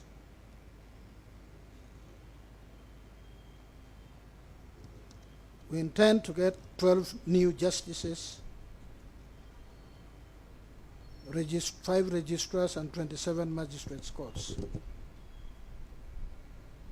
We'll continue to acquire land for the construction of courts. And let me report this, Your Excellency, as clear evidence of the people's desire to have courts within them or near to them. The local governments in this country have complemented the work of the judiciary in virtually all the places that we go to and say, look, we'd like to bring a court building here. The districts, and in some cases the sub-counties, have given us land free as their contribution. It's now becoming a tradition. This is good, and we always move to ensure that these lands are registered in the name of Uganda Land Commission as the law requires, but we put a caveat that for the judiciary as the user institution.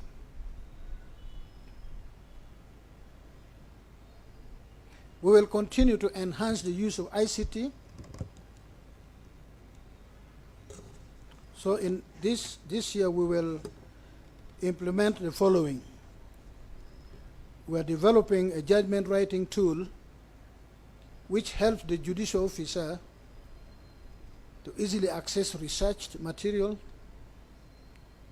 and really make the work easier. Something you do for 1 month, you probably do for 1 week or less. As I said, we'll roll out ECMIS to more court stations, and we'll sensitize the public about ECMIS.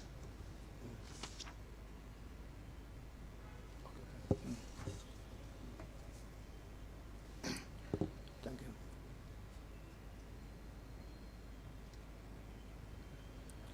We'll extend the local-wide area network further to cover more courts.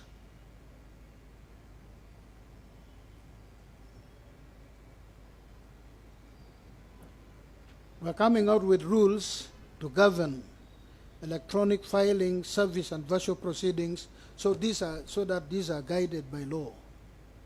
And as I said earlier, we're beginning on a robust alternative dispute resolution regime to support, supplement, or even overtake, and I would be happy if it is the last one, the traditional justice mechanism which we are familiar with.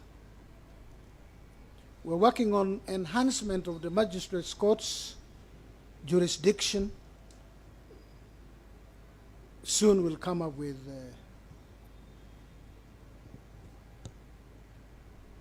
that decision. Now, 2 things.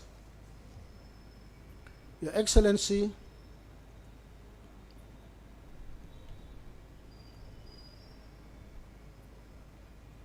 only recently,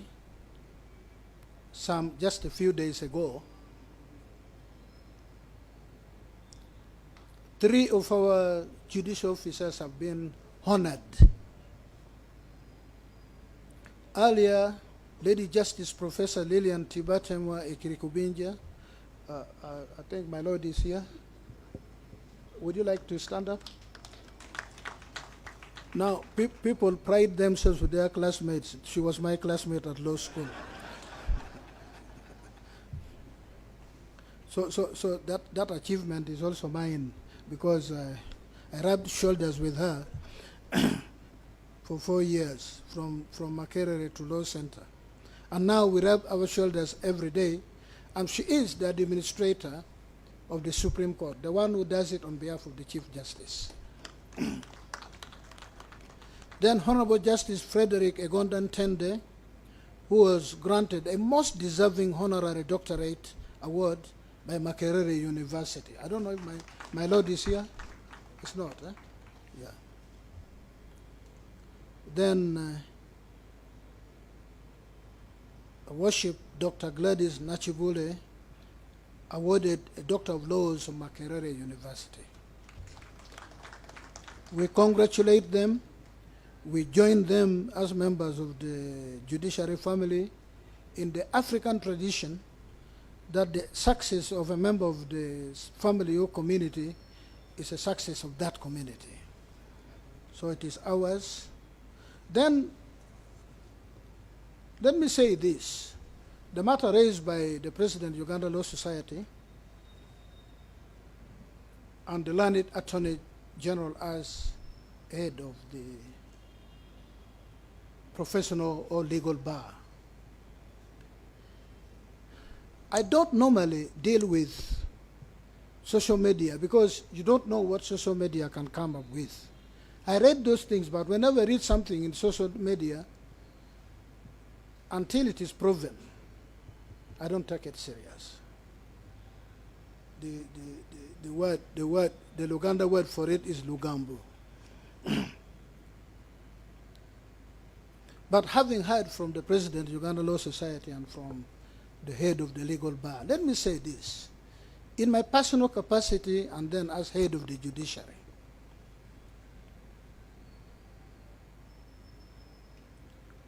we believe in, we welcome and appreciate criticism. As a matter of fact, anyone who does not appreciate or accept criticism is headed for doom.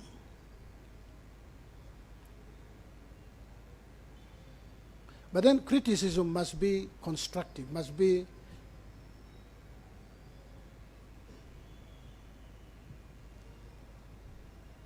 intended to help one realize that they could have done something differently. You can criticize me in my administration. You can walk to my chambers and tell me in my face.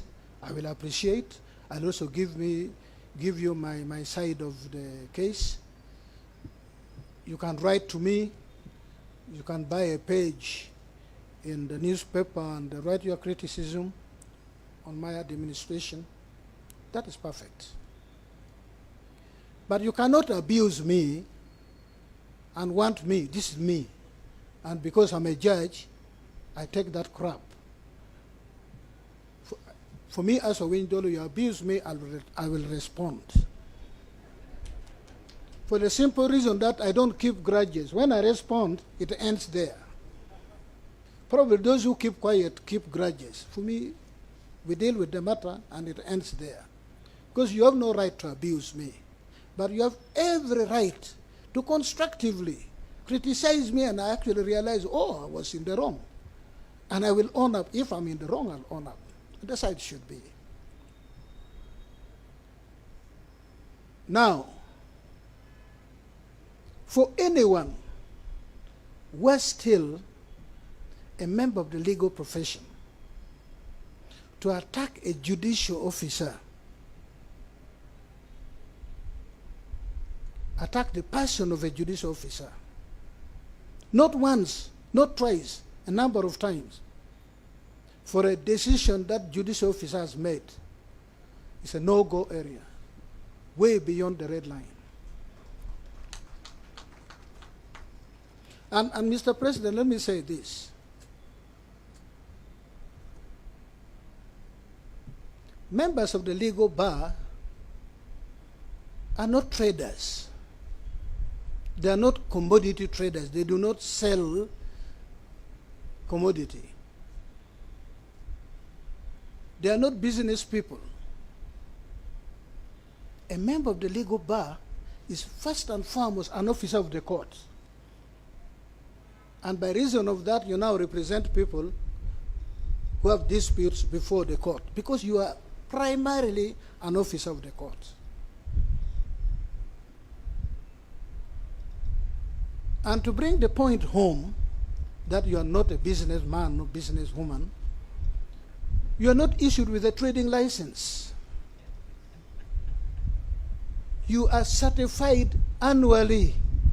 The certification is not for life. You are certified annually when you've been audited, that indeed you are carrying out the purpose for which the other year you were issued with a certificate, to represent people in court, to serve people as a professional. I fail to understand how such a person can say, I am going to boycott a judiciary function because a judge made a decision I am aggrieved at. It makes no sense. It makes no sense. Coming from the legal profession, I think, and I have discussed with the President of Uganda Law Society, we will have a bar bench conversation. And Mr. President, as we agreed, this conversation, which we are fully open, the judiciary is fully open,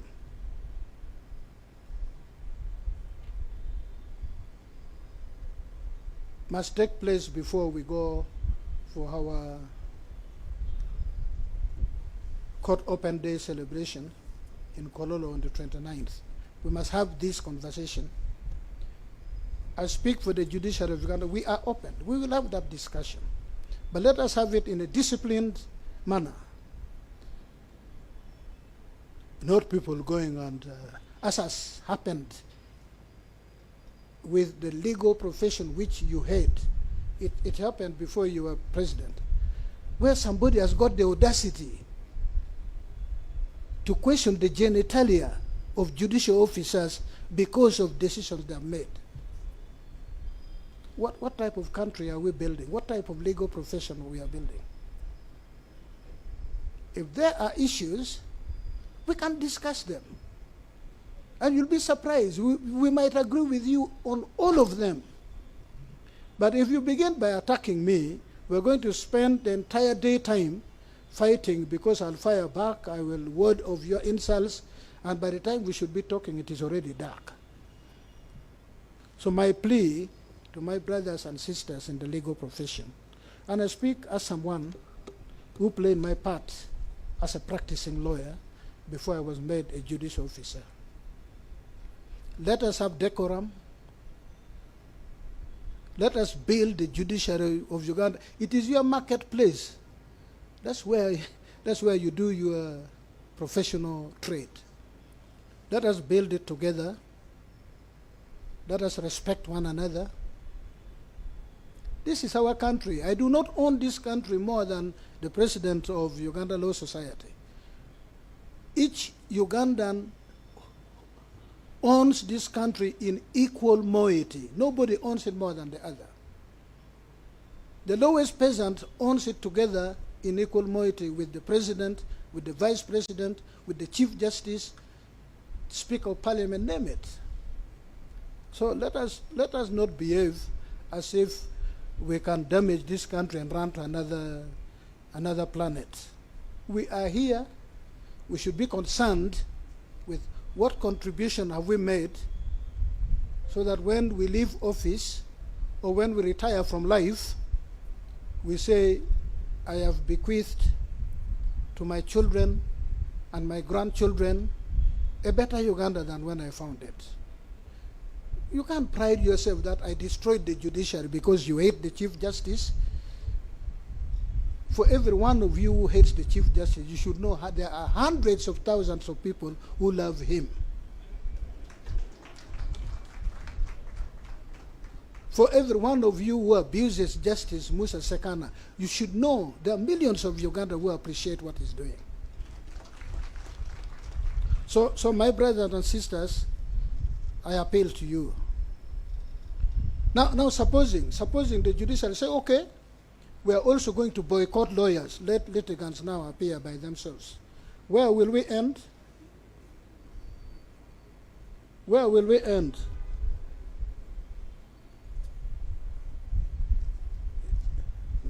There is a saying that do not hold the tiger by the tail. There is something like that.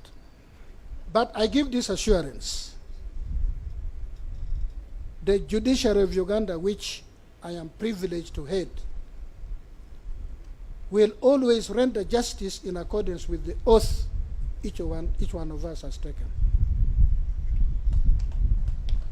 We will not be intimidated by any insult. In other words, we will never render justice out of fear. We'll never, because that's what we swore, that we will never do it out of fear. We'll do it without fear. No amount of barbs, no amount of insult, no amount of ridicule will make us fear to render justice the best way we think we should. We will not also favor anyone in our decisions. If your evidence falls within what the law provides, we will pronounce so, and will not be guided by affection. And finally, my brothers and sisters in the Uganda Law Society, we will not be guided by ill will. The fact that you bought a page in the Monitor or New Vision newspaper to insult the Chief Justice because he rendered a judgment you're not happy with, if you appear before the Chief Justice tomorrow, he will prove to you that he bears no ill will to you at all. Whatever he thinks about you, that will not go to his decision. And I believe my young brother Musa Sekana, if the fellows who questions the length of your genitals appears before you tomorrow, you'll give him justice. That's the only way you can fight back. Otherwise, you'll be the same with them. So, Mr. President, we are here. We are ready to talk with our brothers and sisters in the legal profession so that we can move forward together. We are not demigods, we are human beings. True, there are times when we fail, there are times when we falter, but there are better ways of sorting out for the good of the legal profession, for the good of justice delivery to our people. I thank you all. I thank you, Your Excellency, the Vice President, for tolerating my long speech. And can I now invite Her Excellency? I can invite now. Oh, you want? Okay. Your Excellency, it is now my singular honor to invite you to speak to these powerful legal minds and people associated with them. Thank you.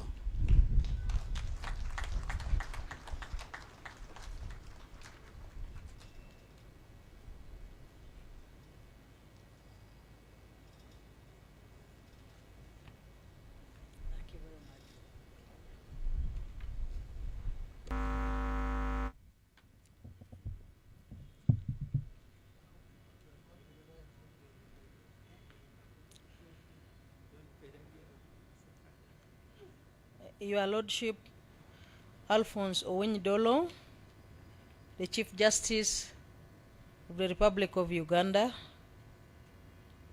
and Your Lordship, the Chief Justice of the Republic of South Sudan, the Deputy Chief Justice,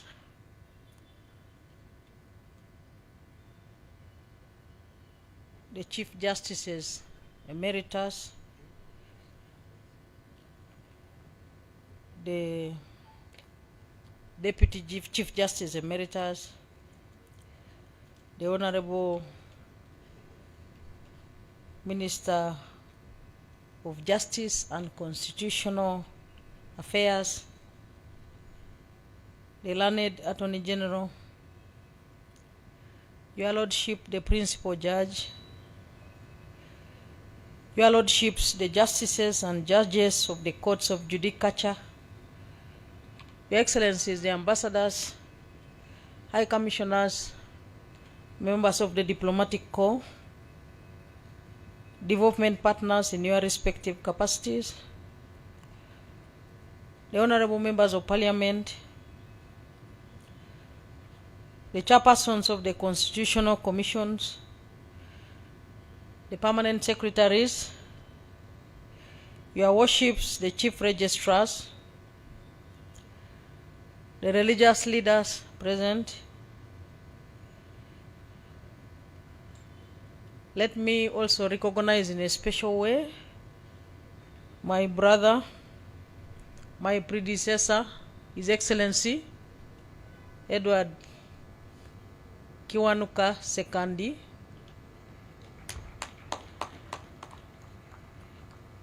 Thank you very much for attending the ceremony. All invited guests, ladies and gentlemen, I will also stand on the protocol that was established by the director of these ceremonies. I have here a message from the guest of honor who Your Lord the Chief Justice had invited, who is His Excellency General Yoweri Kaguta Museveni, the President of the Republic of Uganda. And since it is written, my responsibility here is very simple: to articulate the written message to you, my Lord Chief Justice, and all the members of in the audience. Allow me, however, Chief Justice, to congratulate you and all the judiciary on the new year 2024. I would like to make a few comments over the messages which have been articulated before I read His Excellency the President's speech. Firstly, my Lord Chief Justice, is to assure you that your message that you have read here will reach His Excellency the President, and I, together with the Honorable Norbert Mao, together with the learned Attorney General, who sit in cabinet with His Excellency the President, will strongly support the message when it is turned into a cabinet memo. I know, as much as you know, my Lord, that His Excellency the President has been a strong supporter of the judiciary. The structure, my Lord, which you are talking about here, when the Attorney General presented it in cabinet, the structure of the judiciary, His Excellency the President himself came and summarized the discussion. He said that members of cabinet should appreciate the work the judiciary do across the country, and therefore they should understand that structure and support it. And he actually added that he had already discussed it with you.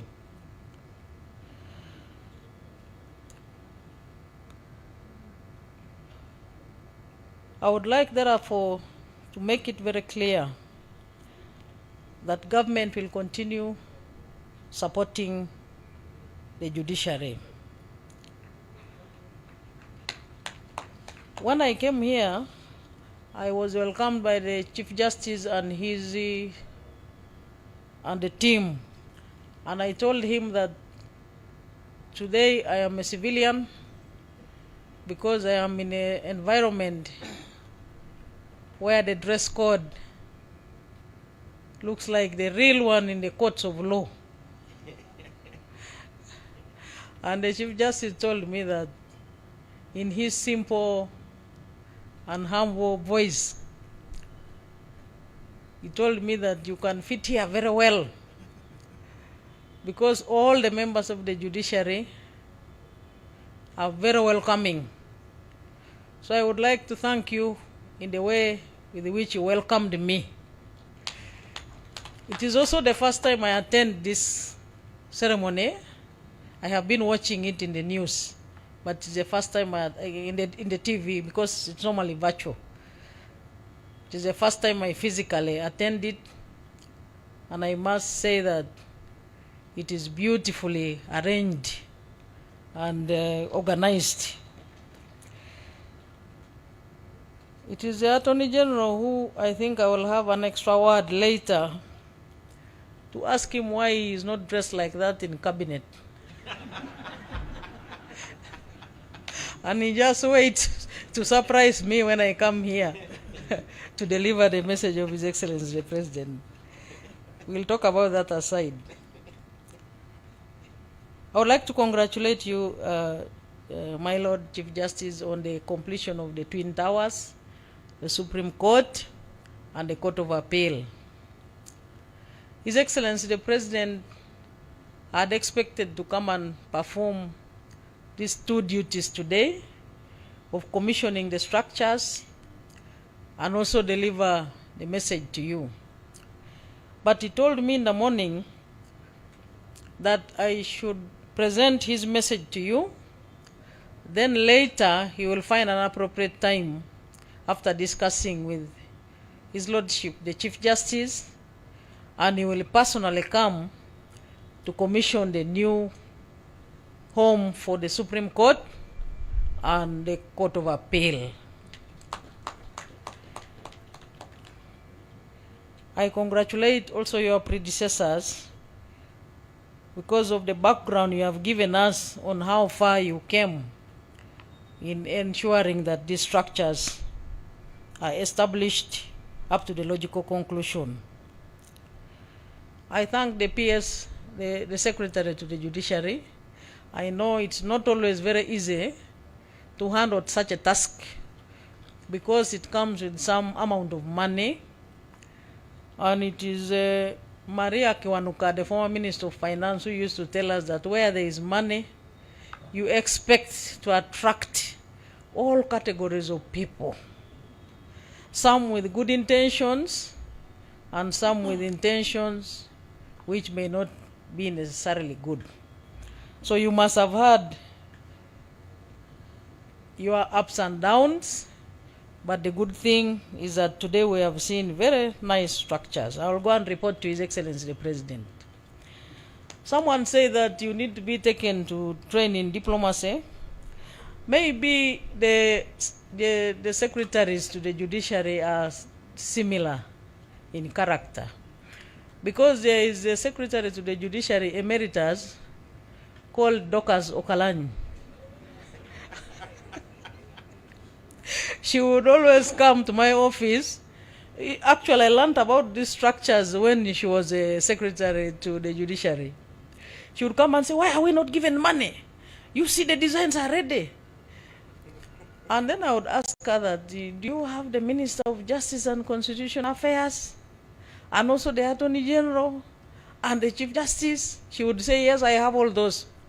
But I am allowed to extend my request to anyone who I think can strengthen our voice. So I want to thank her also, because to some extent when she showed me those designs a long time ago, she came with big, huge papers. I also mentioned it to His Excellency the President, that somehow there is an outcry by the Secretary to the Judiciary. So collective effort and teamwork. We congratulate everybody who participated in the establishment of the new home for those respective courts. And I want to thank the President of the Uganda Law Society for physically being here today to see that government is making endeavors in ensuring that the judiciary have an enabling environment to do their work. Because when we have offices like this, it means that we are also providing them an enabling environment. The other environment which you may have meant, I want to refer to the message which His Lord the Chief Justice said, that it is very important for us to speak to each other. You can seek dialogue with the Chief Justice and the team.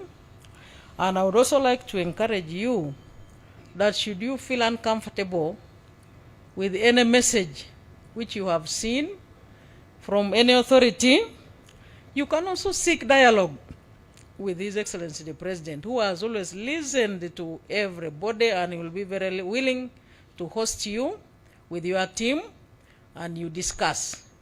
Because there has already been said that all of us have good intentions for our country and we need to continue working together as a team to deliver services to all the people of Uganda. My Lord Chief Justice, let me now read the message to you and the audience of His Excellency the President. I thank His Lordship, the Chief Justice, for inviting me as the chief guest today at the opening of the new law year 2024. I would like to congratulate Your Lordship and all the justices and judges for successfully holding the 25th Annual Judges Conference under the theme, A People-Centered Approach to Justice. Thank you for choosing such an appropriate theme that reminds you all that judicial power is derived from the people, and it is those people, the wananchi, that you must focus on as you administer justice. I congratulate Your Lordship for successfully holding the East African Magistrates and Judges Association Conference in December 2023. It is important that more people continue to access justice easily and cheaply. Justice and peace create conditions of peace and stability. It gives our investors the confidence in our courts to handle all cases involving direct foreign investment here in Uganda, rather than going outside Uganda for arbitrations. Government will continue to support the judiciary towards the realization of your transformation agenda. We now have a total of 38 High Court circuits across the country from the initial 20, and we shall soon have Chief Magistrates Courts in every district and city, and a Magistrates Grade 1 in every county or constituency, and the regional courts of appeal in all parts of Uganda. The transformation agenda of the judiciary should be about taking services nearer to our people. Your Lordship, I am also aware of a number of innovative mechanisms the judiciary has introduced to tackle the issue of case backlog by introducing case management reforms such as mediation, plea bargaining, small claims procedure, and the use of information communications technology like electronic case management system. These are good interventions to ease access to justice by the wananchi and to promote harmony among the people. I am happy that through mediation, you are strengthening our traditional African justice mechanisms. Our justice methods are more acceptable, quick, and cheap. They give results that are reconciliatory and keep peaceful relationship among our people. I am glad that you will be hosting Alternative Dispute Resolution Summit of the Chief Justices of Africa here in March 2024. This is a good initiative for finding solutions to quicken the justice system processes. I would like to commend our judges for upholding the interests of our people. When the people come to the courts, they expect to get justice within a short period of time. They look at the courts as their last hope, and that's why the judges, the registrars, and magistrates have a noble role to play in ensuring that all Ugandans get justice. I would like to encourage judicial officers, the state attorneys, the police, the prison staff, advocates, among other stakeholders, to build capacity and acquire knowledge and skills in emerging sophisticated crimes arising from technological advancement and globalization of human activities. Such crimes include, but not limited to, the following: money laundering, terrorism financing, trafficking in persons, smuggling in wildlife and wildlife products. Lastly, I once again, Your Lordship, the Chief Justice, and the entire judiciary, congratulate you upon the opening of the new year, the new law year 2024. I look forward to continue working with the judiciary and the legislature to serve our people for better livelihoods and prosperity. I thank you.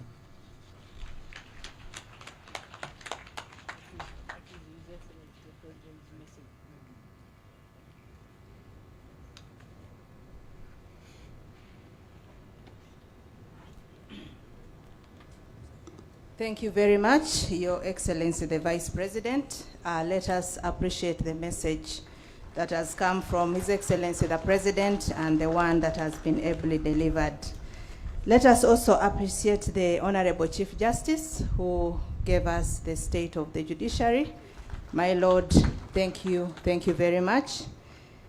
We also appreciate the Honorable Minister of Justice, the Honorable Mao. Thank you very much for your remarks. And you baptized Dr. Pius. I was sharing with him and he agreed that that name, Quinine, is suitable. So today he has become Dr. Pius Quinine Bijirimana. But he said while quinine is very bitter, and I was recalling how bitter it is, he reminded me that it cures malaria. So thank you so much, Honorable Minister. And Honorable Minister, I'm also becoming your OG, or I'm applying. Know why? I was told that you also didn't get the pronunciation of the AIGP Erasmus correct. So we shall attend the same school of language at Makerere.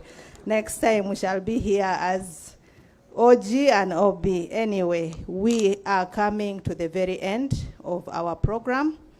Your Excellency, there was an indication of the PSs who could benchmark from what judiciary is doing, and we were joined by one, that is Ms. Geraldine Sally, the PS of the Ministry of Trade, Industries and Cooperatives. You're very welcome. And just the last recognition, representing all the retired or retired judicial officers. Today, we are honored to have the Honorable Justice Paul Mugamba, the retired Justice of the Supreme Court. My Lord, it's always a pleasure to have you. Your Excellency, we are now at the tail end. We will be having the anthems, after which we will have a photo session.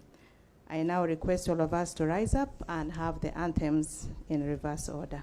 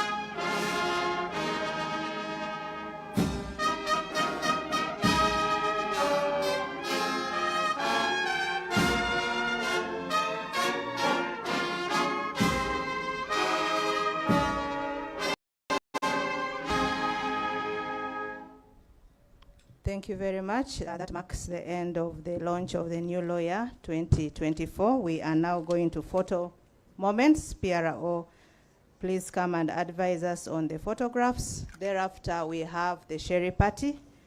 Our different protocol officers will guide us. Thank you very much. Thank you, Chief Registrar, Your Excellency, Honorable Chief Justice. We are going to have 4 photo moments, and I will request that protocol